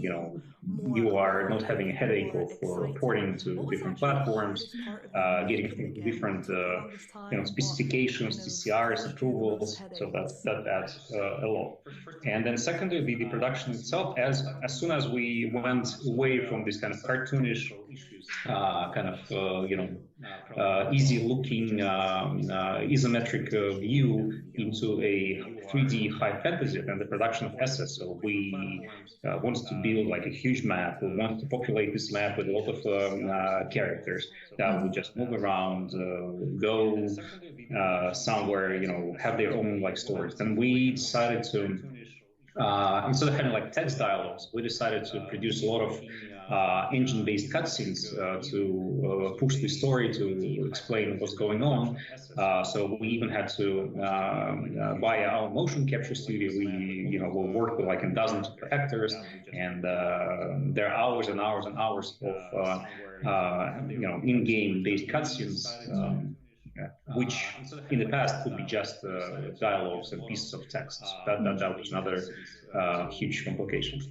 No, absolutely. And then the final question, what are the benefits of signing up with a global publisher like Koch and being on their brand new gaming label? Oh, that provides us a lot of additional support because I'm not sure that all gamers understand how games get to the market. So making a game, writing pieces of code or drawing this amazing sketch of a dragon is only half of the puzzle. So it's like yin yang. You need a lot of support from production people, testing, localization, manufacturing retail units, putting all this units into the retail shops in the world. Making mass market communications. So we decided to cooperate with Koch Media. That seemed to be the ideal partner. So we are on the market for many years, and I would say very honestly, I was personally a bit scared if we do it just ourselves, that we might not have the human resources to deliver the information about the game. The game itself, will work with all the platform holders as effectively as in a co-production and co-publishing with such esteemed partners, Koch Media and Embracer Group. So I'm quite happy. Awesome. Well, that's it. Thank you so much for your time, Nikolai. And I cannot wait for people to get their hands on King's Bounty 2. Oh, me too. Trust me, me too. After 2 years of development, that's going to be one of the most exciting days for me in 2021. We have 12 titles. We keep saying it. And honestly, I shouldn't have a favorite. It's like picking between a favorite child. However, this next title speaks to me on a gaming level unlike any other. This third-person action-adventure shooter will keep you up at night tossing and turning with its horrific, nightmarish creatures. Think Alice in Wonderland meets Alien, or as one US journalist put it, Tomb Standing. Guys, sit back, relax, grab a pillow, because you get a world-exclusive look at... Stop. Dr. Ward, Dr. Yoshida, get to the bridge, please. Time to see what's inside our alien guest. Or as one US journalist put it, Tomb Standing. Guys, sit back, relax, grab a pillow. Telemetry check. A world-exclusive look. Telemetry check. Here go. Dr. Ward, Dr. Yoshida, get to the bridge, please. Time to see what's inside our... Wow. How is this possible? What planet is this? How did I end up here?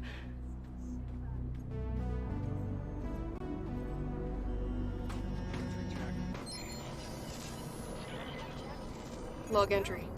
The gate has an internal conduction system. The 3 points on the rim seem sensitive.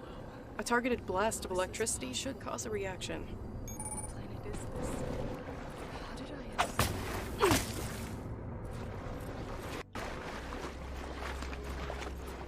The debris.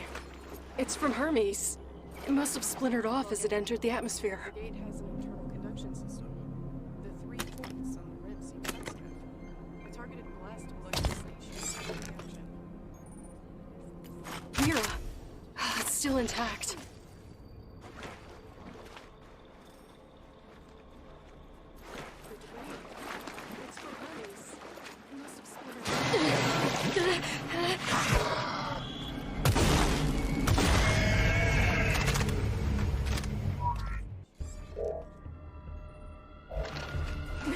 What the hell was that?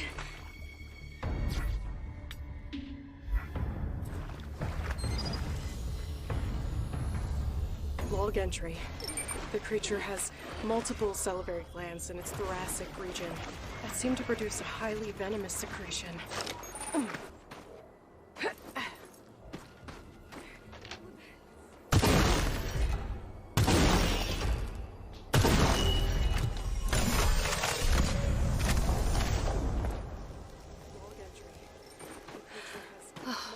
Wow.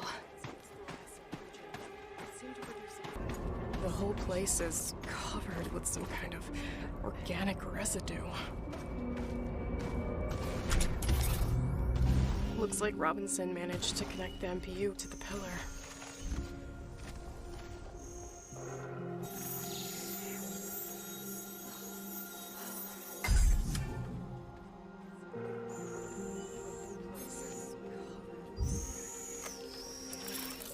This will help me get through that tissue webbing. And I'm taking the MPU.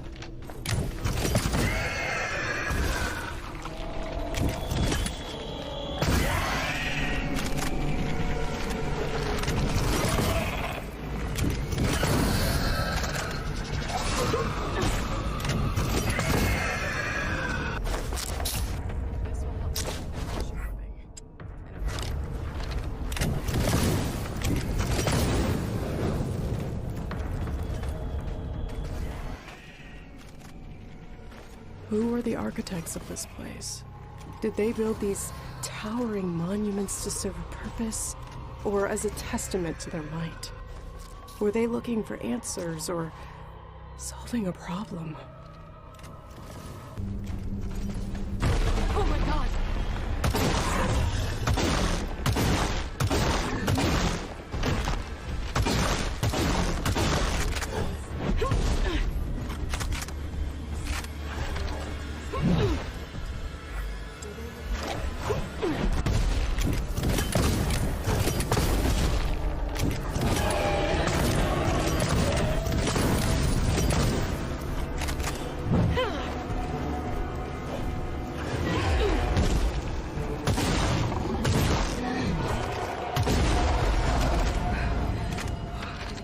This thing was huge.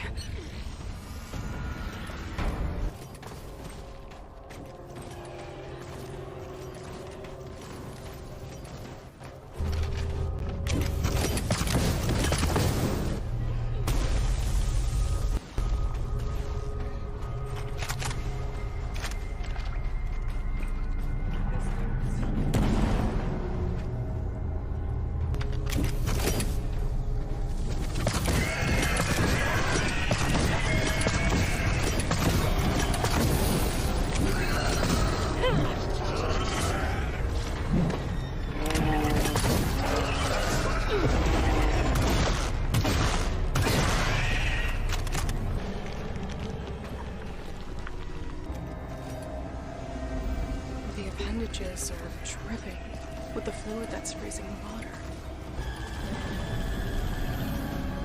There's the brain and neural pathways leading to various organs. The pseudocerebrum seems to be generating an electrical charge.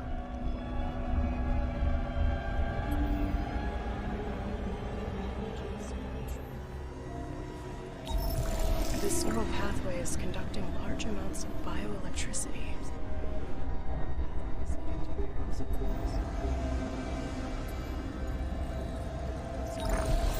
This gland is secreting the cryogenic fluid that's freezing the water.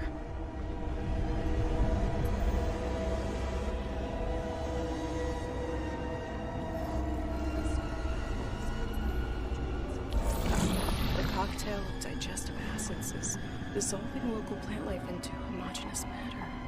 The process seems to be aided by bioelectricity.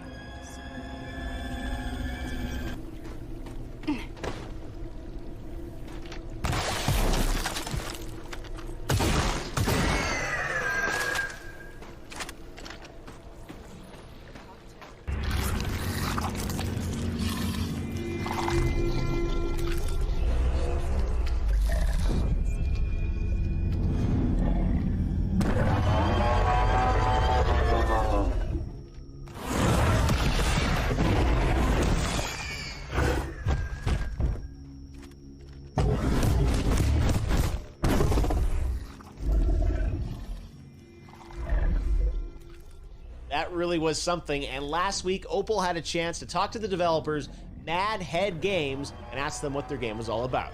Hello there guys, joining me now from Novi Sad in Serbia is Ivan Zorkic, game director at Mad Head Games, who's going to tell us all about his new project. So Ivan, what's Scars Above all about? Hey there. Scars Above, well, an alien object appears near Earth, and a team of astronauts is, sent to explore it to do a close-range scan. However, for some reason that I don't want to go into now, this results in them in an event which causes them to be transported to an unknown alien planet. So our protagonist, Kate Ward, who is a mission specialist, she's an astrobiologist with a background in engineering. She's one of the members of the team of astronauts, of the team called SCAR team, which is Sentient Contact Assessment and Response. So she is on the ship doing the scan, and she ends up on this stranded on this alien planet. So one moment she's with her team in the ship, and the other moment she's on this strange planet alone. So she explores, she finds out that her team is also stranded on the planet. She has to find them first. And it seems that some time has passed. She doesn't understand why. And also the planet is very hostile. So there's a bunch of dangerous creatures, monsters, and everything seems to want to kill her and the rest of her crew. So she needs to find out what's going on, solve this mystery. How did they end up here? What does this planet want from them? And the story unravels, and she actually learns about the place and learns about the mystery behind it. But it's all about being stranded on this kind of scary, but also in a way strangely beautiful world, and facing a lot of nasty creatures and monsters. Yeah. So it's kind of keeping on that theme of the realm of possibility and whatnot. How much in the game has its roots in the real world, and how much is just plain crazy sci-fi? Well, it's mostly sci-fi, but the themes come from the real world. So they're inspired by the real world. I think the best stories come from the real world, even if they're, about, as I said, dragons or fairy tales, and of course, spaceships and space exploration. There's always this component. So on one level, Scars Above is about reason versus terror. And this is a very important topic to me, and that's a very real world topic for me. In our world, a lot of bad things come out of fear. And this fear, gives birth to some unreasonably dark actions, which lead to more bad things and more fear and more bad things. And in a way, Scars Above is for me, a metaphor for reason standing up against terror. Science against darkness, knowledge against ignorance. So apart from kind of staying within sci-fi and obviously that kind of opening up the possibility that this can actually happen makes sci-fi what it is there any other important reason to you to keep, that sense of realism still there in the game? So there is yes, there is a reason to keep realism, but I think the better word is to make it believable. So, if you go for absolute realism, you're kind of limited on, what you can tell, the story you can tell. It kind of is there is fiction element to this sci-fi, right? But we want to make it believable. And the reason why this is important is because I would like to create this what if vibe, I would like it if people actually ask themselves, what if this really happened? What would I do if I were suddenly stranded somewhere on this strange, far away from home world, surrounded with monsters and terrors? If you make this believable, people might actually think more about it. So we don't want to go super realistic, but we do want to make it believable, so that because immersion is really important, so that people get immersed in this world and start thinking what would I do if I was in this situation, and what if this was really what if this happens someday? What if an alien object does appear near Earth someday, and what would happen? Absolutely. And then you mentioned the lead protagonist, Kate Ward. You told her you told about her job title. What else about her? Who is she? Why is she? Kate is awesome. We love her. So Kate is a very strong and very capable, but also a very caring person. You know, so she's an astronaut. She's a scientist, a team member, a colleague, an explorer, and you know, she always has like this childlike scientific curiosity. You know, but one thing she is not, and that's a warrior, like a trained warrior. She's not a soldier, so she's not like a space commando or anything. And and she does end up in a situation where like she needs to, you know, fight for her life. So that's a theme that's kind of like really interesting to us, because you know, the fact that she's not a trained combatant doesn't mean she's not capable. You know? So she has like a strong will, a sharp mind, and she's very brave and tough. But you know, like she's under tremendous stress in our game, and we want to show how vulnerable she is, how scared she is, how distressed. You know, because true courage doesn't, you know, it doesn't come out of lack of fear. It comes in face of fear. So we do want to show this fear, and it's actually like this, the fact that she's overcoming this, like fighting her emotions, fighting you know, all the stress, that makes her courageous, and that's great. So she gets frightened. You know, she fights her emotions. She's susceptible to panic. Which I think kind of makes her relatable. Like she's not like, you know, I'm all out of gum. I'm kicking ass and chewing bubble gum, and I'm all out of gum. You know, like that's not her. She is like, you know, her heart pounds, her voice breaks, she trembles. You know, but then, and that's what I really like. Like when her voice breaks, when she's like really scared, but she like clenches her fist.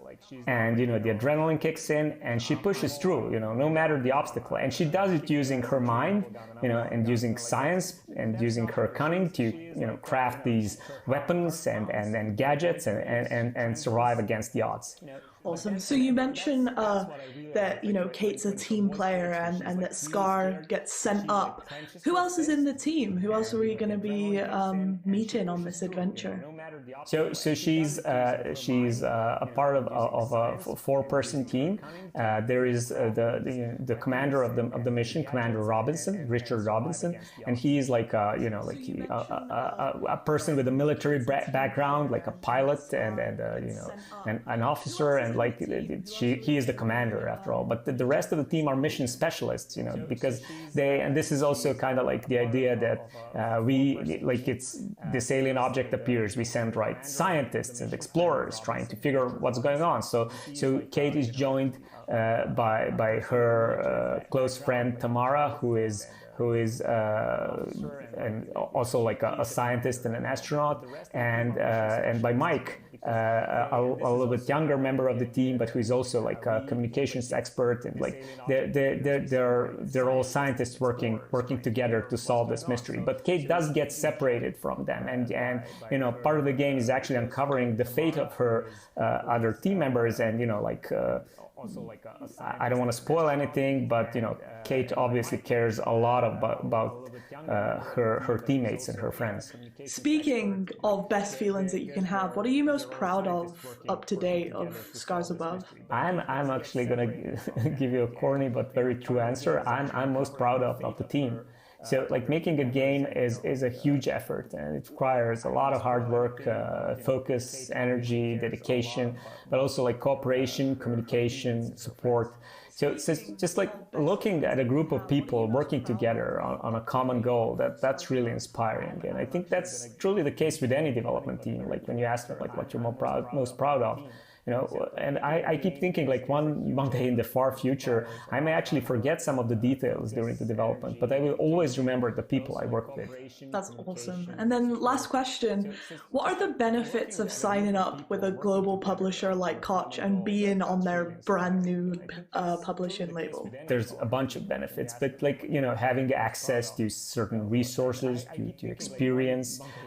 This is a game, you know, with many firsts for us. So having someone to just like, share thoughts and share the experience is really valuable. But, on a personal level, I have to say this, and I'm being perfectly honest, like the biggest benefit for me was meeting a bunch of great people on your side.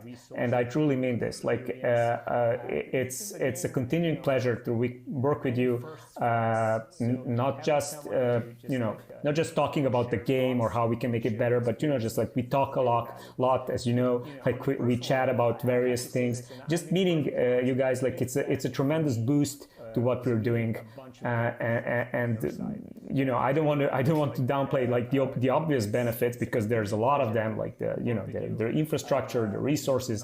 But for me personally, it's just like meeting and getting to hang out with you guys. That's really awesome. Absolutely, and it's a pleasure to hang out with you as well, Ivan. And thank you so much for your time. I cannot wait to let people play Scars Above, because I know that we have so much fun with it in the office.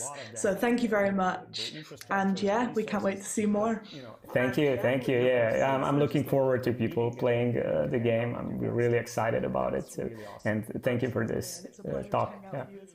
And now for something completely different. When Brian Fargo himself, the granddaddy of top-down isometric RPGs, says he is excited about a game, that's gotta mean Prime Matter is getting something right. Encased is an isometric dystopian sci-fi RPG scheduled for release this autumn. And this new trailer, which we're unveiling today, should give you a pretty good flavor of what the game is all about. It's 1976, and the future has arrived. But here's the skinny. We at Cronus need you. Cronus was formed after a dome-like structure was discovered 5 years ago. Was it from our ancient past? Was it made by aliens? Does it run on perfectly harmless nuclear power? We need to know, and humanity is waiting for you to help unlock its secrets. Descend into the dome itself and join one of our incredible research teams. The only question is, which wing of Cronus is the best fit for you? If you like taking orders, cracking heads, ultra-violence, and guns, lots of guns, then the Black Wing is for you. Can you build and repair incredible technology, but not expect any credit for it? You sound like an engineer to us. Welcome to the Blue Wing. Are you a doctor, scientist, mathematician, or any other type of brainiac? We've got you covered in the White Wing. Do you like taking credit for the hard work of others, but never do anything yourself? Those forms won't fill themselves. That's management, mister. And the Silver Wing awaits. Are you a criminal, prisoner, or have no discernible skills whatsoever? Then you're coming to the Orange Wing, like it or not. Are you ready for adventure? Are you ready to make the change with us? Are you ready to love it so much that you'll never want to leave? Then join Cronus and take the second giant leap for mankind under the dome. That's not all. Opal got to sit down with the creative brains behind Encased. Check it out. Let's go to St. Petersburg in Russia and speak to Vyacheslav Kosahin, creative director of Dark Crystal Games and the brains behind their upcoming isometric RPG Encased. So, Slava, what is Encased? So Encased is an old-school RPG in the sci-fi post-apocalyptic setting, basically. Awesome. So the name Encased is kind of, it's a word and it has various meanings. What's the thinking behind the name? The thinking behind the name comes from the setting of the game, from one main entity of it, which is the dome. The game takes place in the anomalous zone called the Dome, which was found somewhere in the last unknown desert on the Earth and on our planet. And well, basically people who get in there, various scientists, technicians, soldiers and adventurers, they can't get back. This is sort of a one-way road, so those guys who explore the dome, they are encased in there, which I think makes some sense in this regard. Absolutely. Yes. So I know that you guys have been developing this game for kind of a long time now. How long has it actually taken to get to the point where you are now? So we are developing the game for 3.5 years now. We started late in 2017 with some pre-production, but obviously we have thoughts about a project like this for years and years before that, before those crystallized in something, something that really exists. So it takes 10 years of thinking behind this game, this project, and 3.5 years of actual production time to this point. So considering how long it takes, how do you guys keep yourself so motivated just on one particular title? Well, we can't say we have any problems with motivation on our own, because for most, if not everyone on the team, this is the dream project that comes to life. So that's fine in this regard. The motivation is always high, but also we are in the early access, and we're really open with the community from the very early stages of the project. And because of this openness and talks with the community, and we have had a crowdfunding, and now we are in the early access, we have this constant feedback on the project, both positive and sometimes negative, which obviously keeps us motivated. If we would be on our own for those 3.5 years, and some extra time we'll spend on developing this game, maybe the motivation could decline a little bit, but with those constant talks with the community, shared feedback, we're all good. Awesome. And then kind of bringing it back to the game, given how development and technology often is basically dictates how the game evolves throughout its development, how close to the original concept that you came up with years and years ago are you now with the game that you have currently? The overall concept, we managed to keep it alive. We managed to keep it true. It's a very old school CRPG type game, which is inspired by many golden classics of late 90s and early 2000s, and in that regard, all those ideas survived through the process, which is really great. Most of the mechanics, abilities, perks, and all those little things which these RPGs are built from, we managed to put it in there too. But obviously, because technology changed and even time passes, some less important things, I'd say, like maybe graphics or maybe art style beats or maybe some topics and themes, we explore those, transformed and changed during the process, because making games and RPGs particularly, it's an iterative process and takes many iterations to figure out what is the heart, what is the idea you want to bring to the players. So those transformed and crystallized during this long development. But the original concept, the very heart of it's all in there, which is really great. Yeah, so speaking about the concept, what's the actual narrative of Encased? The story of Encased is a story about exploring this anomalous zone, the Dome.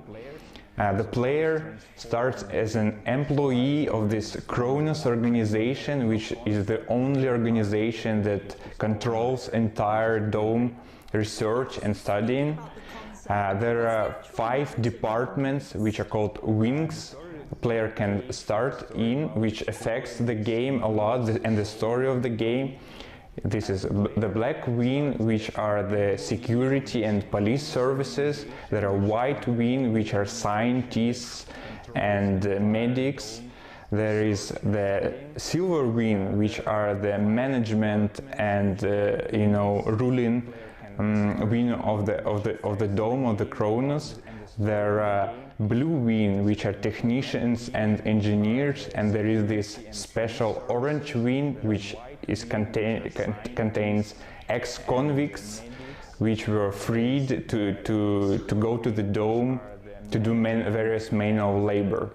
So you've mentioned that the game is set in the early 70s. Not many games have been set in that time period. What prompted you to pick that specific time period? Well, we think that 70s is the perfect time for like our game, what we are doing, because 70s is like the last tick on the timeline of the humanity, while there were some blind spots on the planet. First satellites and first people in space, it's all happened in late 50s and early 60s, right? And 70s is the last spot on the timeline when there are some, when satellites do not have this complete web surrounding the Earth and the planet, and there are some blind spots where such an amazing and dangerous place like Dome can be hidden. And from that place, from that time, the story takes its alternative path. Instead of going further to the space, humanity sort of descends into the dome to study it and to do those scientific researches and do those miraculous discoveries, basically. Yeah, so you mentioned that this is kind of like almost a parallel universe. How far did you deviate from what actually happened in the 70s compared to what happens in the game? I guess it's seeing, as you said, that it devolves, it's quite a bit. Yeah, obviously. So the main topic would be obviously that instead of continuing the Cold War, the West and the East, if we can call those, they instead start to explore the ideas of like internationalism and exploring the dome together and forming that super corporation Cronus, which is actually the only foundation that explores the dome, controls all the researches and controls the flow of like artifacts and scientific researches which comes from the dome into the rest of the world. And yeah, those ideas are quite different from what happened in the real world, I guess. And kind of bringing it back to the real world almost. Obviously you guys are based in Russia and life in the 70s was very different than life was in the West. How much of that do you think translates to an international audience once we get out there, and how much do you think people won't understand because they just, no one kind of really lived over there, or no one really knew what was happening over there? Oh, as I said, I think the game pursues the ideas of internationalism when very different parties across the world could put their own struggles, political and other struggles aside, to humanity become something bigger when it's combined with everyone is united together. To ascend to be something more and to explore the dome, its dangers and its discoveries, basically. Absolutely. Now bringing it kind of back to you guys and the developers again. You mentioned that you were inspired by other games. What games really truly inspired it? Not just games, but media. And also, what do you and the team like as well when it comes to video games? Well, we are here all the hardcore RPG fans, so it's not secret why we, I suppose, picked up a project like this to develop. And it's not a secret that the game is it's in a very hard way was inspired by the Fallout series, and the other great RPG games of late 90s and early 2000s, and some modern ones too, actually. So speaking about development, what was the hardest part of making the game for you guys? I think the easier question would be what was the easy part. I can't really come with much things which were easy. It's all it's an everyday struggle in a way. It's a marathon, but it's a happy marathon, and it's a happy everyday struggle basically for us. Absolutely, and then moving it into that more positive thing, the happy marathon. What are you most proud of when it comes to Dreamcast? I'm obviously proud of both the team and the project itself, because both us here in the team and our community, we often forget that 3.5 years ago there was nothing, there was emptiness, nothing existed. And here, now, 3.5 years later, both with the team effort and the feedback which we get from the community, there is this great universe, a curious world which is almost ready to be explored and to be adventured inside, basically. And then moving on to the last question, what are the benefits of signing up with a global publisher like Koch Media and being on their new label? So we think that signing with a partner as Koch Media is really great, because it not only benefits us as developers, but such partnership also benefits our community, our players. We as developers, we get more time to work on the project and polish it so it would be in the perfect state, while our players will enjoy more localizations which will make the game more accessible to the wider audience. We'll get the voiceover done, which just make the game better and bring it on some other higher level. From an isometric, dystopian sci-fi RPG to our next title, which is a fresh take on the action-adventure genre. This team, all the way from Iceland, specifically built a mocap studio for this title, and has the incredible talent Aldous Hamilton as their lead protagonist. I got to sit down with the guys and ask them, what is this game all about? So Echoes of the End is a cinematic, narrative-driven action-adventure game about Rin, a person who has trained all her life to be a warrior in service to a throne, and is now searching and finding her own identity as she's cast away from the life she's always known. It's a game we've wanted to make all our lives, basically.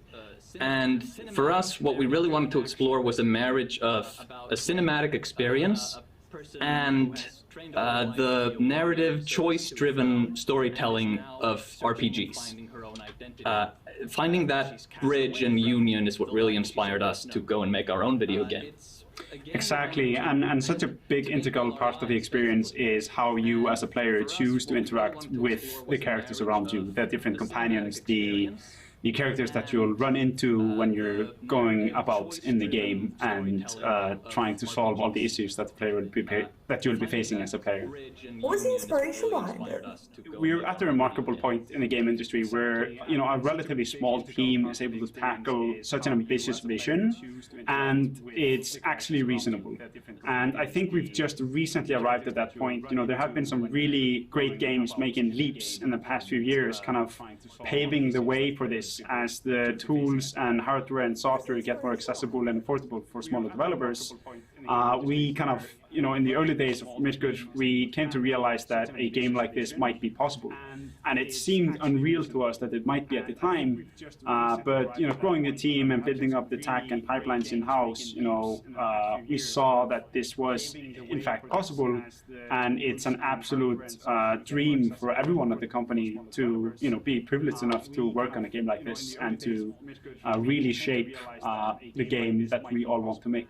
Yeah, so kind of sticking on that point of development and how technology often drives the direction of how a game evolves throughout its development. How close to the original concept is the game now? That's a really good question. So it's rather close.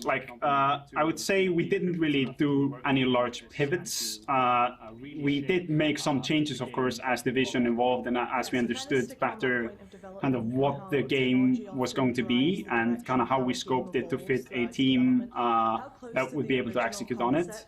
But I think, we were always, from day one that the idea for the game kind of conceptualized, we were looking at the technology that was allow us to make this game, going for really, realistic and stunning visuals, digital doubles for characters, scanned environments, next-gen development engines, next-gen game engines. Kind of all those things were in place for us to make the game. I think the primary things that have changed in the making of the game are more in the details of the execution of that, how we structure the story, what kind of game mechanics we want in a game like that, and really what the identity of our game is and how we separate that from other games. We genuinely have been making this game, even though it is slightly different. Yeah. My work as narrative director has not had to change a lot. Exactly. We've mentioned, obviously, at the start and throughout what we've spoke about so far, that you guys are based in Iceland, and everyone knows the picturesque scenery of Iceland. Did you get much inspiration from your homeland in the environment? Yes, absolutely. Iceland is such a phenomenal place to live in, and it's a beautiful country that's been featured in, many films and video games before us. And the funny thing is that us growing up in Iceland, this is normalcy for us. This is what we've been used to. It isn't until we visit other countries that we realize that the rest of the world isn't a fantasy land. Oh my God, trees! Yes. But yeah, I mean, it's absolutely inspired by Iceland. And, I was working as a tour guide for the longest time, and a lot of us grew up in the country from different locations. And we pulled from those locations in the game, and even for some of them, we have nearly one-to-one replicas of them, in the game. But the game itself isn't based in Iceland, of course. We're just taking inspiration from the more fantasy level vistas and visuals. Because while all this is true, while we love Iceland and while we'd be fools not to utilize the access we have to Icelandic natural phenomena to scan and take references from, we don't want to make a game about Vikings. Because it's something that's been done a lot, and we really want to make a unique IP that is ours, and that no one has seen before. Yeah, and we kind of touched on characters, and you mentioned the main character at the very start. Tell us about her. Tell us, what made you choose her? Why does she exist the way that she exists? I'll hand that one off to you, I think. Yeah, it's always a tricky question to answer without getting into any sort of spoilers. Yeah. But Rin is, as I say, she is a character, a person trained from birth to be a weapon in service to the crown. I was really fascinating in exploring the difference between a person that is, the juxtaposition between purpose and independence. And Rin is a character burdened by purpose and chained to it. She has been given a purpose not of her own choosing, not by her own volition, but one that she has inherent to her birth and very existence. Throughout this game in particular, we want to explore the journey of going beyond that purpose and going beyond what role you are born into and seizing the world by the throat, basically. And I would say that she's born with certain powers that make her both a pariah and a uniquely powerful individual. But with that power come certain challenges and certain superstitions that she's challenged to overcome. I think that's general enough to avoid spoilers. Yeah, Would you like to add to that? And just to add a layer to that, I think with the main character, she's, throughout the game, you're constantly meeting new people. You're setting her in, we start with her familiar setting, her kind of role in society, and her kind of what's expected of her, and we kind of break free from that throughout the game as we meet different characters, and Rin kind of finds her own path and purpose, like Magnus spoke on. And I think that's really where the player also steps in and kind of forms those new relationships that Rin forms throughout the game, and really is and a factor on those. I think what really heightens Rin as a character in the game is the performance by the excellent actress behind her, who is Aldís Amma Hamilton, who is absolutely phenomenal at portraying such an awesome character. What's the hardest part of game development so far? I know you guys are still in the development. but what's been the most challenging? The most challenging part of game development. I think that's a different answer for every team. Yes, I think that's a different answer for every game, and I think it even might be a different answer for every team member, depending on the different perspective that they have into the game development. I think for us, it's been vitally important to find the right people to work on the game. And that's a really difficult thing to do, finding the right people who you believe in and who are really passionate about making games like this.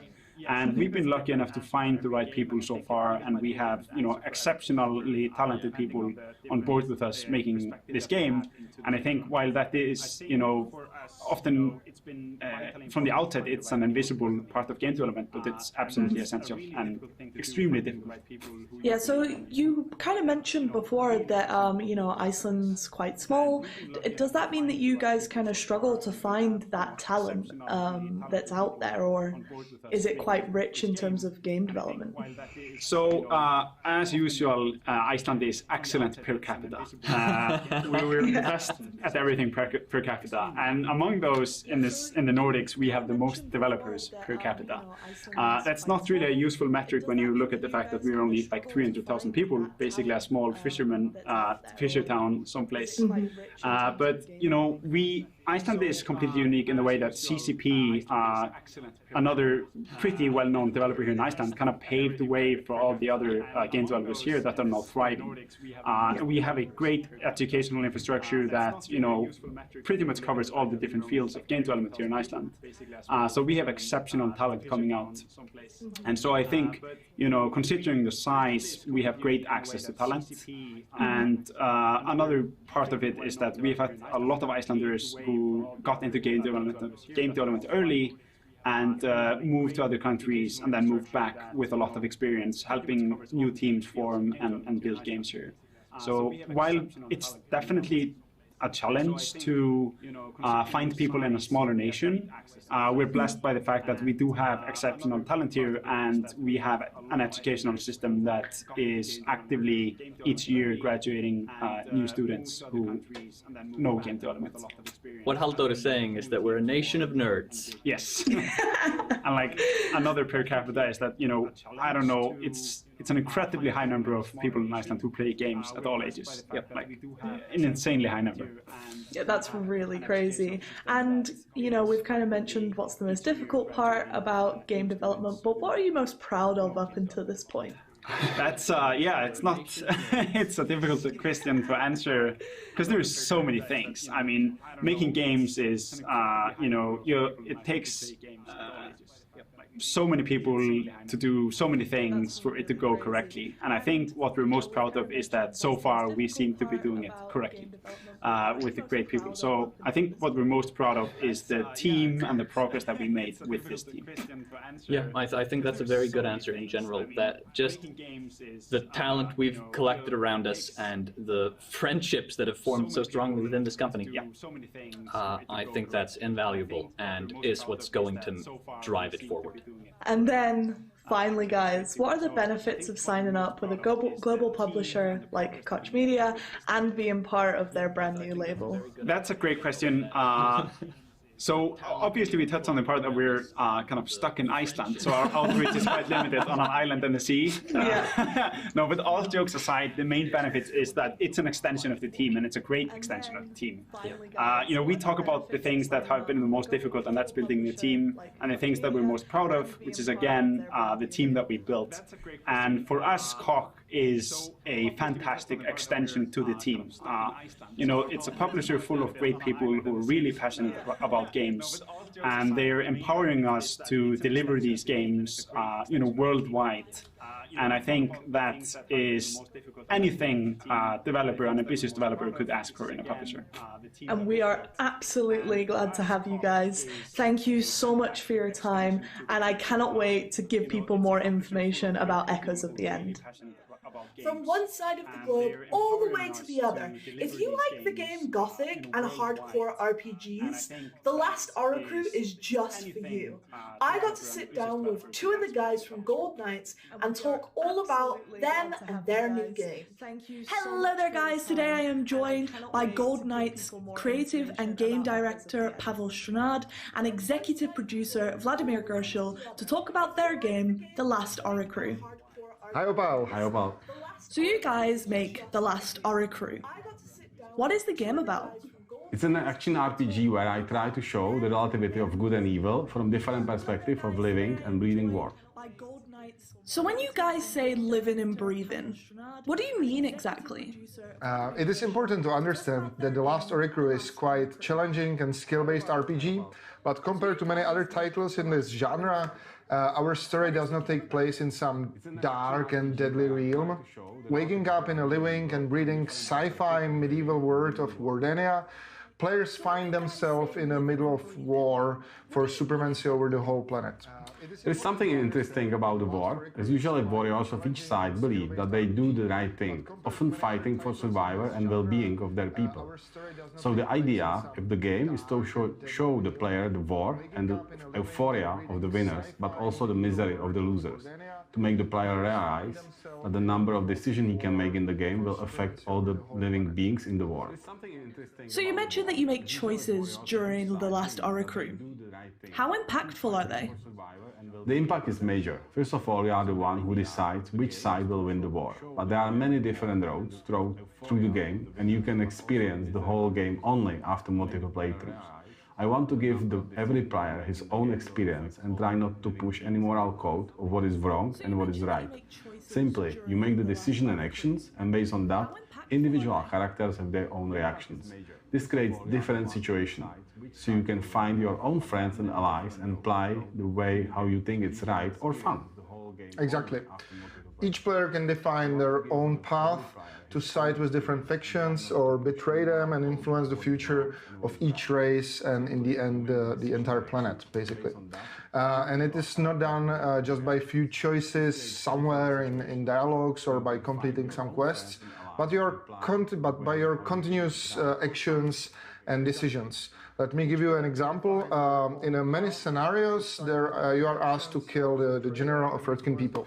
And you can obviously refuse doing that, but if you decide to kill him, there are many possibilities of what you can do with his head, which serves as a proof of his death. You can keep it and become hero, or you can give it to the queen and come closer to her heart, or you can give it to another characters of this conflict with different outcomes. While I'm playing, guys, if I decide to be a little bit mischievous and kind of go down the route of everyone hating me, what does that mean for me? Yes, there is an option that you will try to do as much harm to do as many beings as possible, and there are some dark characters that will be pleased by that. However, cooperation with them may be eventually very painful for you. That's another interesting thing, that often there is some hidden party involved in many wars, which profits from both sides of the conflict and the conflict itself. So that's a bit of the hidden part in the game, which you can play, but it will be a little bit difficult to play. So the game has co-op. Can a friend help me with the boss battles? Can we play the whole entire game together? How does this work? You know those lonely nights when you play games which are super exciting for you, but you feel a little bit sad that you cannot share that experience with anyone? That was generally the idea. Yeah, there is a great demand for couch play in the whole third-person action RPG genre. So we are sure that for our future audience, the co-op is going to be one of the most or the key features of our game, and that's why we went even farther. We have many situations what can be solved in co-op differently than in single player. So you can find new fun ways of how to kill some bosses, or solve some puzzles, or reach some special secret areas. But at the end of the day, combat is bread and butter of an RPG. So if you, for example, play as a melee tank, while the second player plays a magic support, you will enjoy tens of awesome hours of shared fun. Oh, wait, so you're telling me there's magic and melee? What does this mean for the combat of the game? Well, the combat is targeted at more experienced players. I'm very much on the wave of recent challenging RPGs that are based on the skills of the player, timing and stamina. We are trying to build some interesting magic mechanism in the game that would let you use some more than block and fast attack buttons. But don't forget that our world has sci-fi roots, so what is for someone magic can be for more developed culture or technology. But be prepared to die. A lot. A lot. Yeah, a lot. And finally, guys, I just want to ask you, what does it mean to be under Koch Media's brand new label? Honestly, it was the best step we could do in our game development. It helped us dramatically increase the capacity of our development team and focus primarily on the game itself. And yet, we still have the full creative control over the game, and all the feedback we are getting is really helping us to make a better game. So far, it was the best decision ever. Yeah, I'm very pleased that I could use my long-standing experience with big publishing houses and restructure the game and the team to shape which was the right fit for such a strong partner as a Koch Media. From the very beginning of our cooperation with Pavel, we were thinking big and aiming at building a really memorable new game franchise.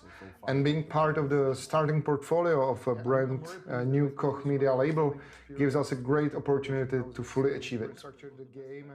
Thank you so much, Pavel and Vladimir, for your time. It's been awesome talking to you about everything The Lust Aura Crew, and I just can't wait for people to get their hands on it. Okay, bye-bye. Bye. We teased it in the sizzle, and now let's hear from our friends at Starbreeze to talk about Payday 2, Payday 3, and their upcoming cooperation with Prime Matter. Thank you, Jeff, and hi, everyone. We're excited to be here, excited to talk about Payday, and excited to be working with Prime Matter. At Starbreeze, we see Payday as the ultimate bank robbing experience, inspired by classic heist movies, providing adrenaline-fueled gameplay where you get to experience the thrill of being on the wrong side of the law with a smart plan and a gun in your hand. This is what we've been doing since the original game, Payday the Heist, through the sequel, Payday 2, to the upcoming Payday 3. And our ever-growing player community, our heisters, continue to be an inspiration for us in everything we do, pushing us to make the best Payday possible.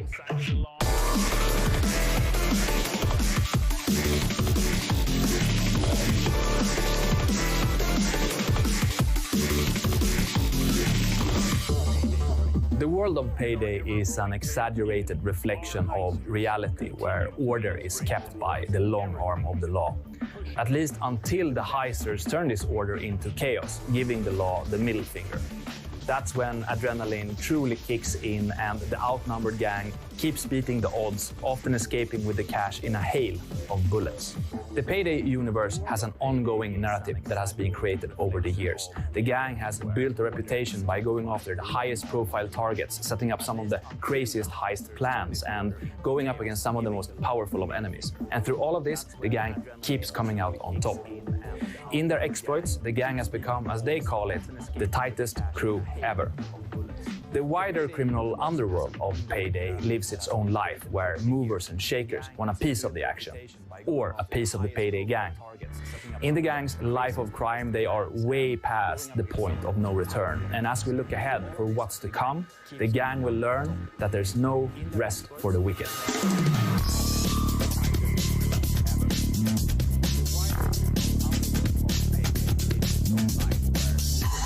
This legacy is something that we treasure and will build on, expanding on this epic story, taking you all with us into the future of Payday. Many millions of players have enjoyed Payday so far. It's been an amazing journey for us at Starbreeze. On Steam, Payday 2 has the biggest player community of any game. This truly means the world to us. Payday turns 10 this year, but we're only getting started.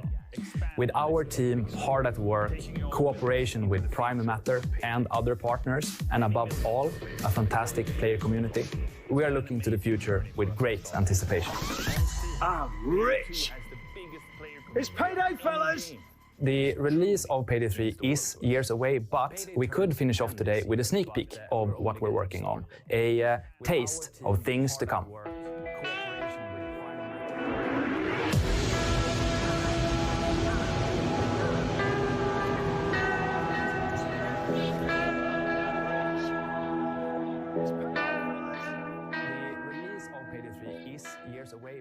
We could finish off today. Well, there you have it. Quite a lineup. And Opal, I know we're going to be hearing much more from Prime Matter in the weeks and months ahead, right? That's a great question, Jeff. Prime Matter will be taking a huge leap into the streaming world. From June the 14th, we'll be streaming 3 times a week, every week, providing you guys with gameplay content, achievement and trophy hunting streams, as well as Dungeons and Dragons in our own universes, cooking streams, and so much more. We also want to get our developers involved and have it so that you guys get to know our developers better. Not only that, but expect to see a lot more shows from us in the future. And Jeff can help us out too. Absolutely. I cannot wait to see what Prime Matter has for us in the future. Thanks for announcing with us yesterday at Summer Game Fest, and I look forward to being back with you again later this summer. No worries, Jeff, and thank you for your time. It's been awesome hosting with you, and I can't wait to do more in the future. And a thanks to you guys watching, to the streamers who are co-streaming, to our new gamers who are looking forward to the titles that we've shown you today. We are focusing on making fun, unique, and honest content for you guys. So, stay safe, stay cool, and I will see you guys on Monday. Bye! And I can't wait to do more in the future. And a thanks to you guys watching, to the streamers who are co-streaming, to our new gamers who are looking forward to the titles that we've shown you today. We are focusing on making fun, unique, and honest content for you guys. So, stay safe, stay cool, and I will see you guys on Monday. Bye! And I can't wait to do more in the future. And a thanks to you guys watching, to the streamers who are co-streaming, to our new gamers who are looking forward to the titles that we've shown you today. We are focusing on making fun, unique, and honest content for you guys.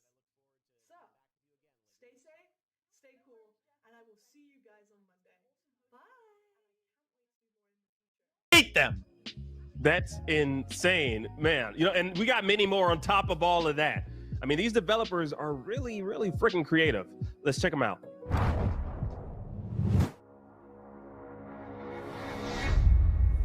Weird woman we saw when we played in the woods. She has a crooked nose with a yucky wart. It's just the long grey hair that makes her look old, but she's pretty young actually. She owns a black kitty. She built herself a shelter out of wood and pieces of old cloth. I think it was standing on a chicken leg. It's made of gingerbread chocolate candies and a lot of icing. Or bones. She cooks in a big black cauldron over the fire. Probably bats, spiders, mushrooms. She can always smell a child when it's close. Always. You want to know if all of that was real? Well, even if it wasn't before, it certainly is now.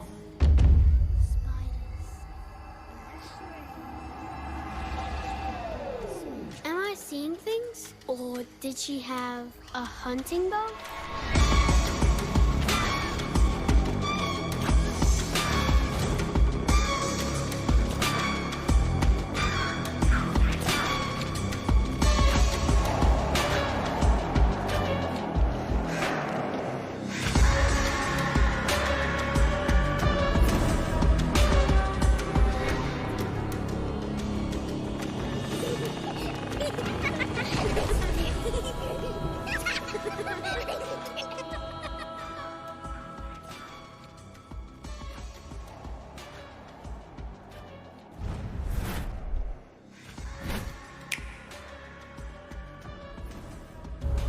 Sorrow resonates through the kingdoms. You can feel it in the air, a fermenting thirst for revenge. We train, we fight, to push our limits. But what are yours when you have nothing to lose? So the sheep becomes the shepherd, culling them to this fool's paradise. What do you dream of becoming, Soren? The immortals of Kirishora will stop at nothing to preserve their immortality. Death makes no exceptions. Imagine what you could do if you were freed from them. You lack the conviction to do what is necessary. Fate is not so easily broken.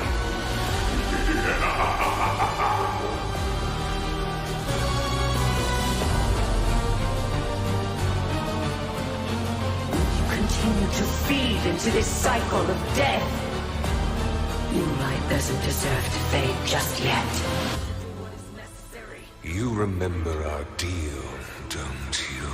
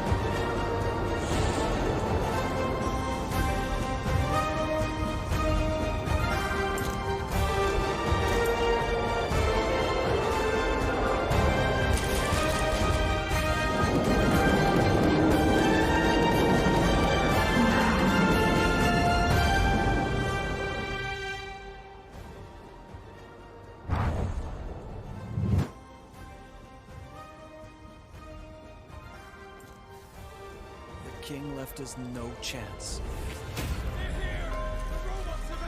They were too many, too strong, and made of steel. The fighting was too one-sided. We were slaughtered. The machines wouldn't even let me flee. Paris burns and is lost, short of a miracle.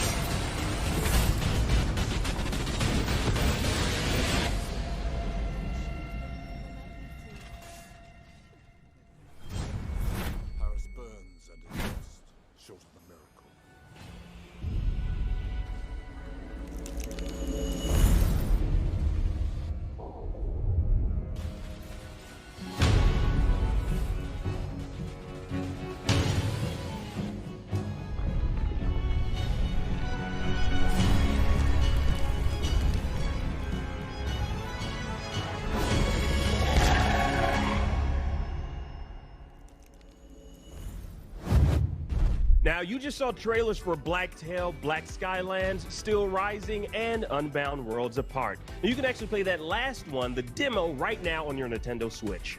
And it's all a part of IGN Expo here on IGN's Summer of Gaming. Brand new game trailers and reveals exclusively at IGN. Yes, and in case 4 new game reveals wasn't enough for you, we have plenty more to come. And in the past, actually. That's right, y'all. Y'all need to understand. We're living in the middle of a vast time stream of trailers right now. Can you see them, Brian? Can you see the trailers? They're all around us right now, bro. I can, Akeem, and that's because I hit my head earlier this morning. So yes, we've got 4 more game trailers to unveil, and we're going to do that without further ado while I make sure my friend Akeem here is okay. Oh, yes, I see them, Brian. The trailers, they're everywhere. Yeah, you definitely hit your head too. The trailers, they're all around us right now, bro. I can, Akeem, and that's because I hit my head earlier this morning. So yes, we've got 4 more game trailers to unveil. Time is like gravity. We are constantly falling forward without noticing it. But then, it all stopped for me.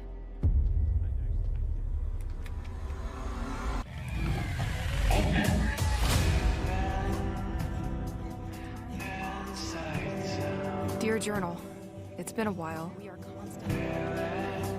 I think. And I am still unsure why I am talking to you when I am clearly the only one listening.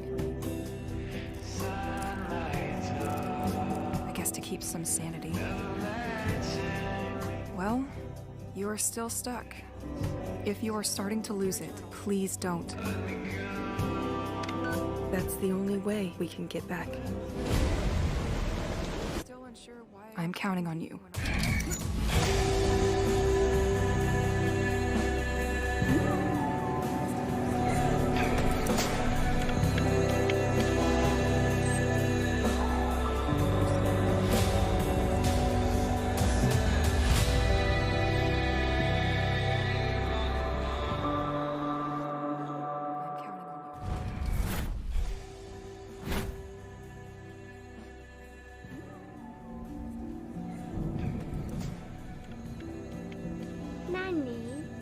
Yes, Julia? Martha's not here.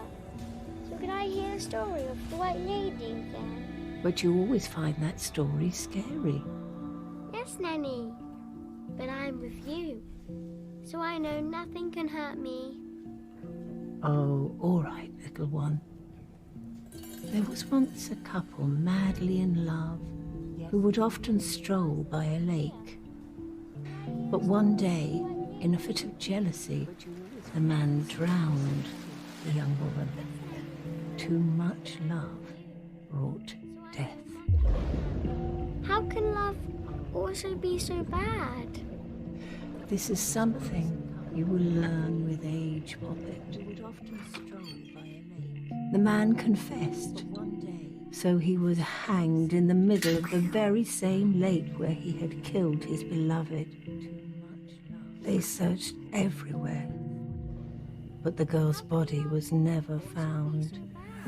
Since then, the spirit of the girl, known as the White Lady, wanders restlessly in search of relief from her eternal suffering. Only the life of another young woman can give the lady a moment of peace. That's always terrible to hear. I'll never get used to it. You never get used to that kind of pain, my sparrow. But those in great pain can attempt to evoke the lady through a dark ritual and magic of the tarot. As the lady knows their suffering all too well, she could show them pity. Or she may not.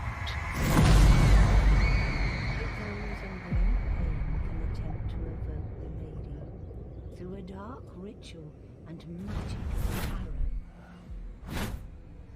As the lady knows their suffering all too well, she could show them pity. Or she may not.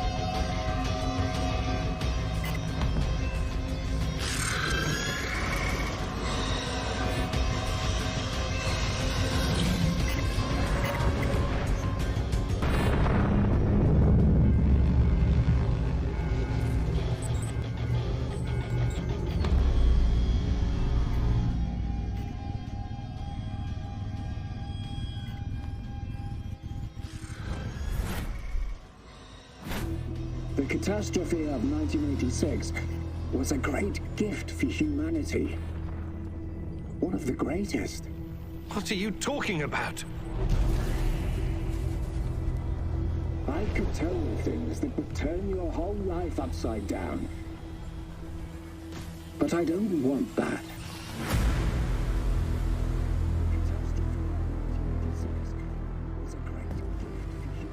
I can't have you falling apart. Don't you understand? I need you. What are you saying? I need you here. You're going to help me save her. Igor.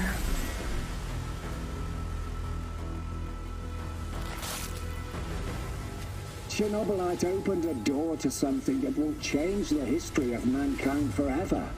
Forever.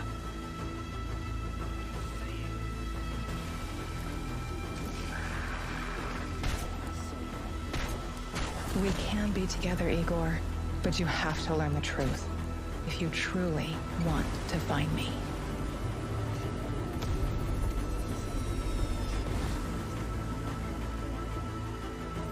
You cannot succeed alone, but there are others who will help you. This is it, my love. The last stretch. You've been through so much for me.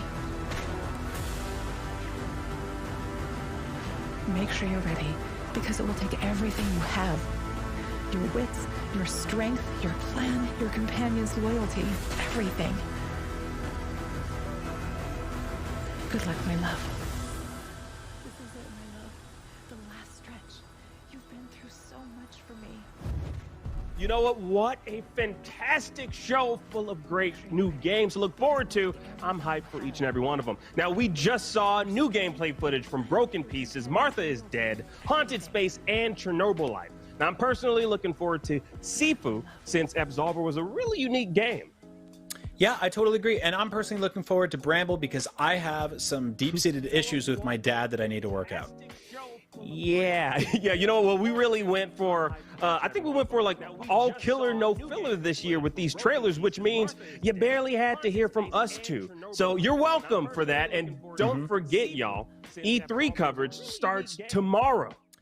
That's right. And if you're just joining us, sorry you missed the entire show. Your clock is broken or something. Sort it out. But yes, Summer of Gaming continues tomorrow with the Ubisoft Forward Conference, so be sure to join us all as we break down the biggest reveals all E3 long.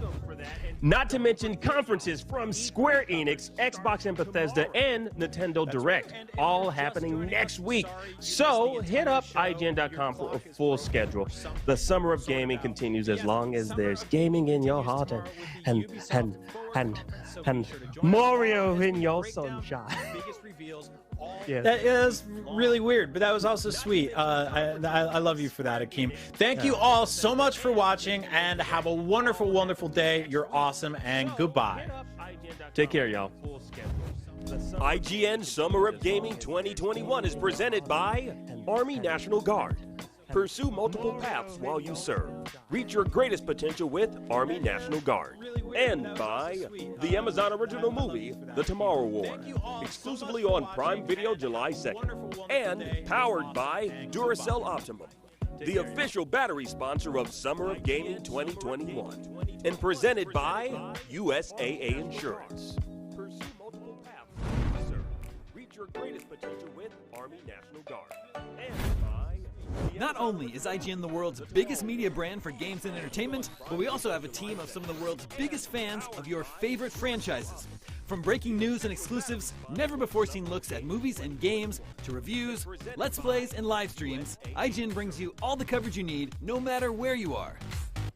Whether you're on IGN.com, the IGN app, YouTube, Facebook, or Snapchat, we've always got you covered. IGN, the #1 source for all games and entertainment fans of their worldwide. favorite. Everybody loves watching a speedrun of their favorite game, but what if you got a chance to peek into the mind of the developers behind those games as they watch their hard work get completely destroyed right in front of them? What is happening right now? That's exactly what happens on every episode of Devs React to Speedruns. We invite you to ride along with the developers as they watch, react, and enjoy some of the craziest gameplay by the most skilled speedrunners on the planet. Tune in every Saturday for a brand new episode. competition brings out the best in all of us. Well, mostly. Oh, that's a controller break. That's unfortunate. Welcome to IGN Compete, where we bring you the stories behind the esports headlines. From the triumphs takes the game to the hardships It's not happy. to the miracle moments that will go down in history. I just can't believe it! It's crazy. It's all here on IGN Compete. God, I'm in disbelief! In a world with non-stop news about Marvel, DC, Star Wars, you need a show with accurate reporting, hard-hitting commentary, and me, Akeem Lawanson, host of IGN's news show, The Fix Entertainment. Whether it's the latest superhero scoop, film fiasco, or anime announcement, I'll be here covering all the breaking movie, TV, and streaming news that matters most to you. Make sure to catch The Fix Entertainment on IGN for your fix of entertainment news. Let's drop it.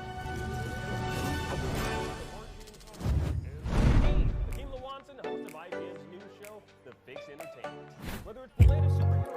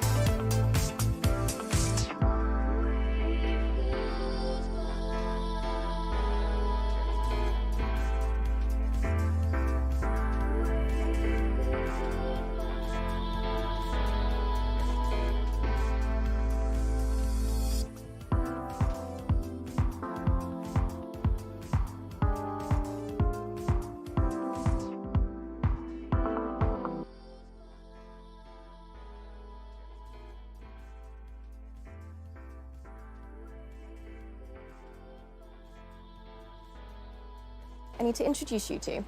It's Aiden Caldwell. I'm a pilgrim, an outcast, roaming like a Japanese Ronin or an Old West desperado.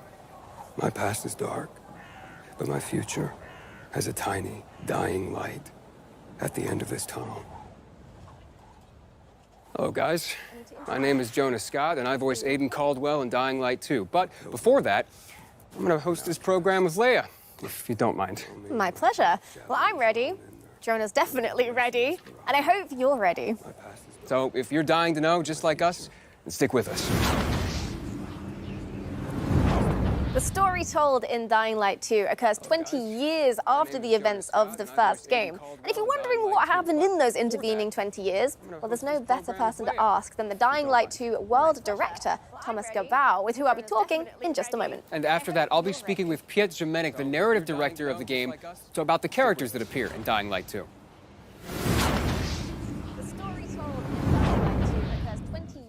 Welcome to the show, Thomas. So the first question I have for you today is, do I need to have played Dying Light 1 to sort of understand what's happening in Dying Light 2?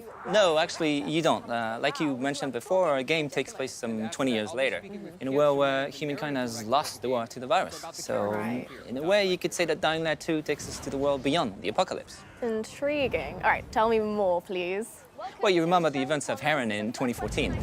Well, after that, world leaders, they had a tough choice to make. They had to isolate the city of Harran.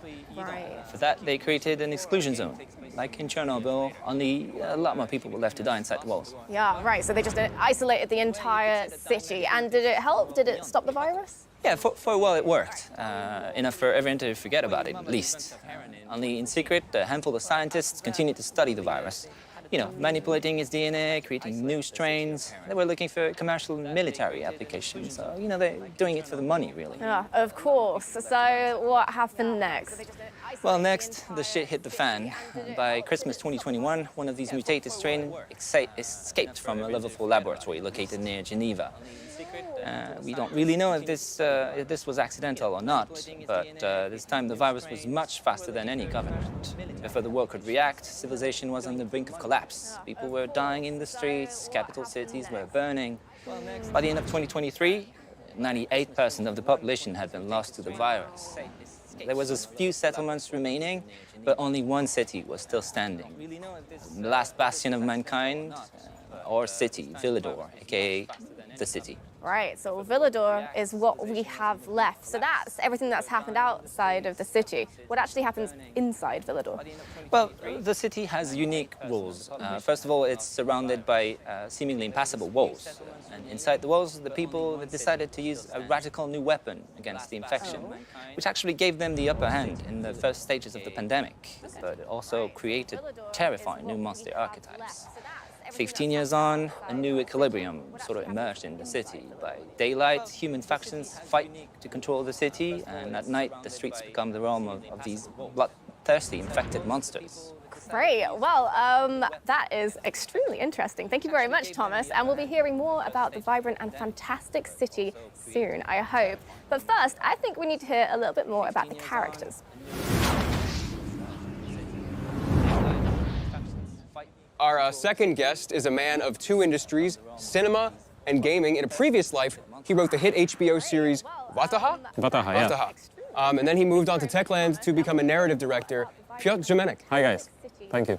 So we have plenty of time to talk about the rest of the characters in Dying Light 2. There are tons of them. But today, I think we want to focus on Aiden Caldwell, the protagonist. You want to talk more about him? Or? Yeah, sure. So Aiden, he's the member of Outcasts, you know, the group of people traveling through this dangerous world of Dying Light 2 called Pilgrims, because he's looking for his relative, the person whom he lost many, many years ago, and that person is his only memory from the past, and the only answer to whom Aiden really is. Aiden is a really rich, deep character, very much cooler than I am. Oh, no, come on. I mean, he can run across buildings, jump from rooftop to rooftop, use all kinds of weapons. Yeah, well, you know, he didn't have much choice. This world is full of infected, bloodthirsty creatures, so he didn't have much choice, right? The weak die, the strong survive, and Aiden, he just has to be strong. But why did he come like that? Why him? That's the main question of the game, and the player will have opportunity also to decide how Aiden will evolve. Will he help the weak? Will it distract him from his main goal? Or maybe he will just strive to the end of his search as soon as possible. I can't imagine trying to survive or live in a city like that as a lone wolf by yourself without any kind of support. Well, he's not gonna be alone, you know. He will meet many people.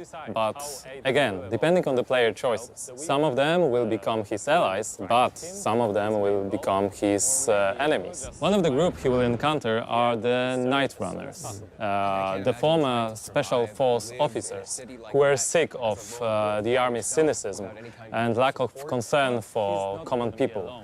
But they were brave enough to help the people during the night. And the night, as you know, is pretty horrifying in the game. Yeah, so Aiden joins them, joins the Night Runners? Oh, that's the question, my friend.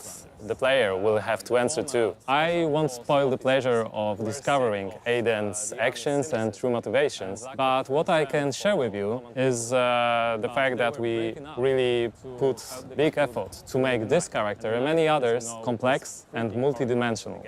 But there is so much more to be discovered during the game. Oh, that's fascinating. I can't wait to learn more. Thank you so much, Piotr. Thank you. Thank you.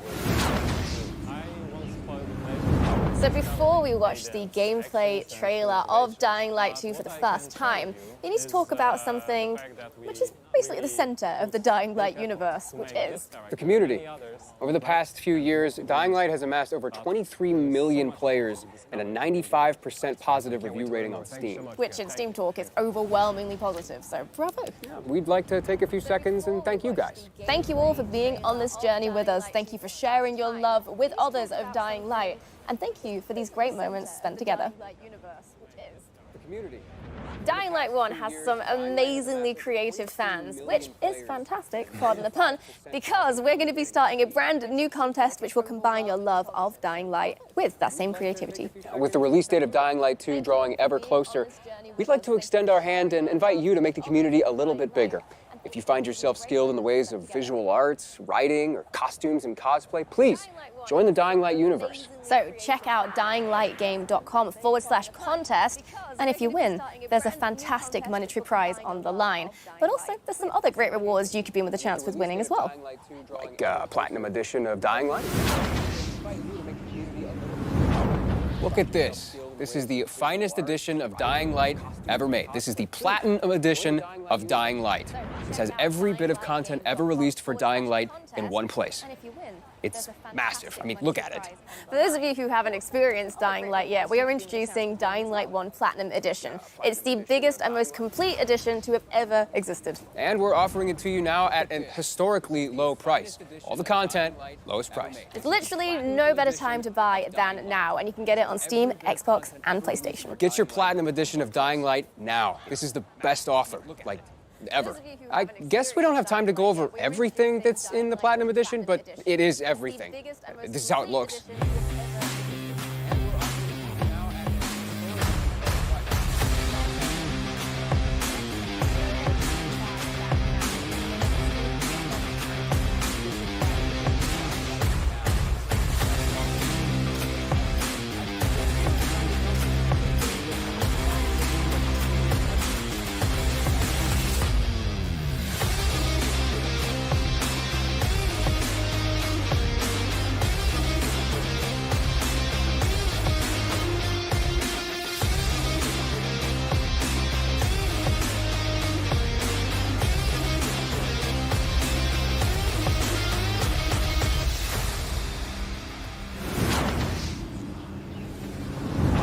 Okay, so I'm excited because you guys are in just a second gonna see the official gameplay trailer for Dying Light 2. And then after that, we're gonna interview some of the devs that made it possible. So without further ado, here it is. Hey everyone, we've been quiet for some time, since like the rest of the world, we had some unforeseen hurdles to clear. But the wait is over. Let's dive into the open world of Dying Light 2. So without further ado, here it is. The last slice of Dying Light 2 showcased the mission from the main storyline. You get after those fuckers. You saw how your decisions influenced the narrative and notably changed the environment. This time, we want to give you a broader look at the game and a sneak peek at some of the things we'll be talking about in upcoming months.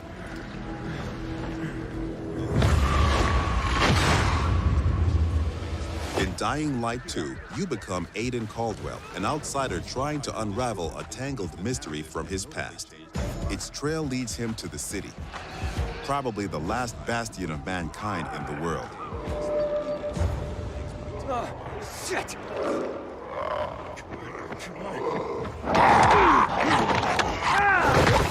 At first, you feel like this intense, brutal place will tear you apart. But then you meet the Night Runners, veteran survivors who help people in better days. By the way, I'm Hakon. You were a Night Runner. You used to help people, remember? Night Runners are gone. Finished. A myth. And although it's not entirely clear you can trust them, you need allies in the dark.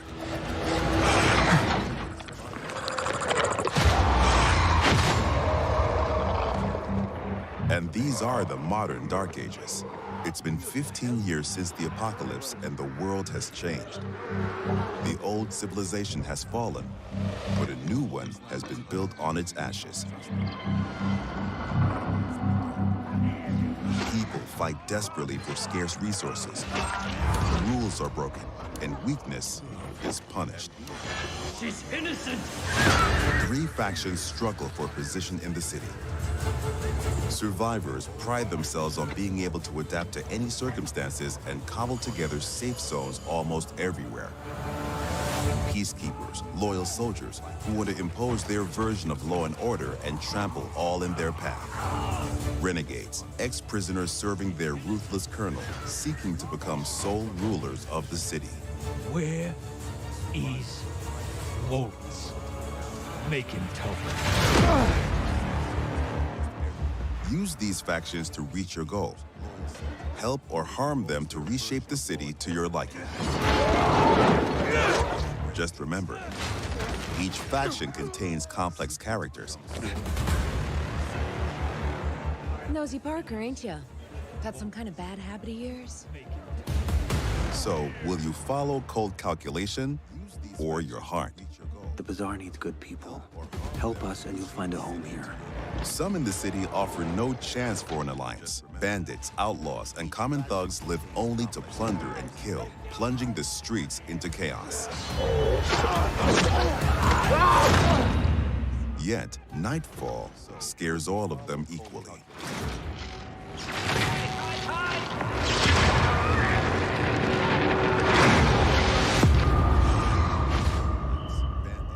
Darkness changes the rules of the world. As the light fails, monsters crawl out of hiding to prey on the poor souls caught outside the safety of UV rays. Hordes of infected pour into the streets like decaying lava. The deadly spawn of 15 years of mutation and evolution.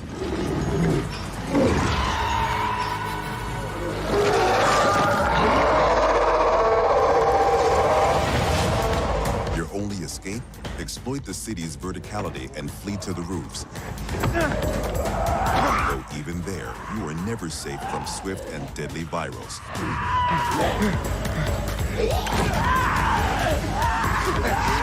Or even greater threat.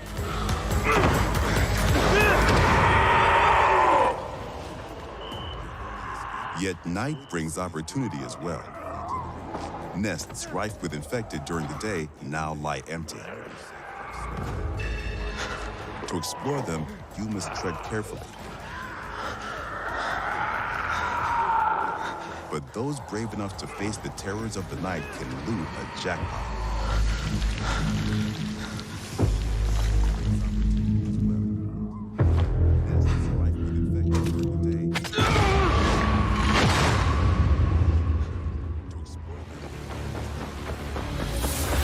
Luckily, you have all the tools you need to survive. Your extraordinary parkour skills allow you to navigate even the most treacherous terrain.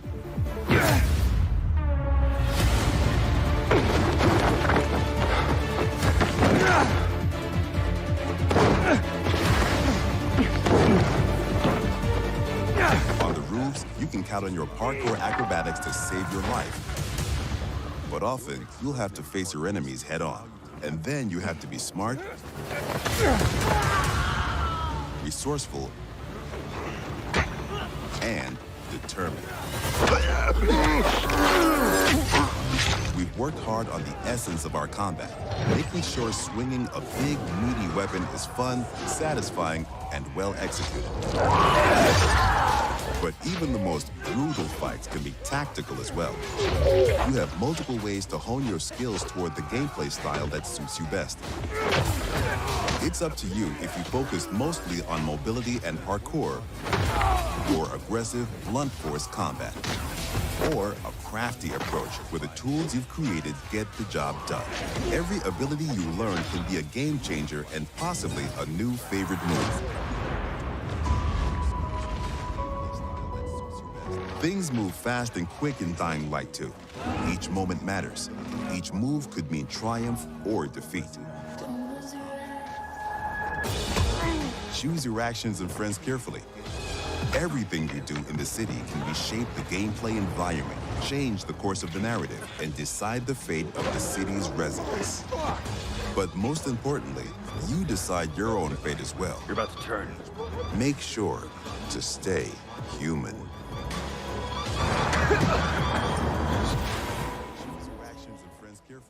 an extensive post-apocalyptic world. And I really like that divisiveness, you know, the life on the roof and then death on the streets. Yeah, like the intensity of the day and the night cycle together. It's almost like Dying Light 2 is two different games put together into one. Yeah, like despite that, despite all the brutality going on the ground floor, there's something about like the rooftops and the plants and It's stuff. cozy. Yeah, I kind of want to be there. But it does feel like every decision is vital. Like your choices actually do have some consequences. Choices and consequences are incredibly vital to Dying Light 2's gameplay. And we're going to interview some devs and talk about some other very vital gameplay mechanics. Our next guest is Adrian Pisa-Szewski. Hi. Hi. Welcome. And that gameplay looked awesome. I know we can't wait to get our hands on it, but congrats. Thank you. For sure. It looks like you guys have a very unique world and a very unique game. Where y'all get your inspiration from? Oh, that was a research. We did a deep dive into the history of our world, and we found repetitive patterns. We found that people use the same behaviors in the past after the fall of civilization or after the fall of the nation that's supposed to be a backbone of our world. So our approach was super simple. We just copycat those behaviors and attitudes and show you how our world would look like after the fall. However, it's kind of obvious that the main reason that civilization fall is virus pandemic or eventually the economical collapse. Yeah, that's basically obvious thing. But it's even darker if you connect those things with the research we did at the beginning of the production. So people will question everything. They're gonna blame everything and everyone that's supposed to guide us in our lives every day. So they're gonna blame governments, they're gonna blame law, they're gonna blame science, or even religion. Some people might ask themselves that where was God when it happened to us, basically, you know? So I feel that all of those things together creates the sensation that it's a giant step backward for our civilization. So Dying Light 2 has a subtitle, Stay Human. What does that mean? Well, it's super hard to remember those values that makes us human, so like compassion or support. So the entire fall, those dark times we have is a big test for everyone. And I think it's even harder test because to stay human, people would sacrifice what's the most important for them or sometimes risk their lives. Wow, so that's like really intense. And there's like the obvious like double meaning to it, which is what I was thinking. Stay human, don't become a zombie. Yeah, but one disclaimer, those are not zombies. You know, those are infected people that turn to be a monster. They're just crossing a line, you know, and they're turning to be a monster, you know. Because in Dying Light, we all infected. Yeah, we all wearing this biomarker, you know it, and you're wearing this, I'm wearing this. That's a watch, actually, but you know that, you know, so that's the thing. So the challenge is to not cross this line at all costs. So that's the biggest challenge of staying human in this meaning. I see, yeah, not zombies. Not zombies. Not zombies. At all. People have crossed the line. All right, well, fascinating. Thank you so much, Adrian. We're definitely going to be hearing from you again soon. Yeah, thank you so much.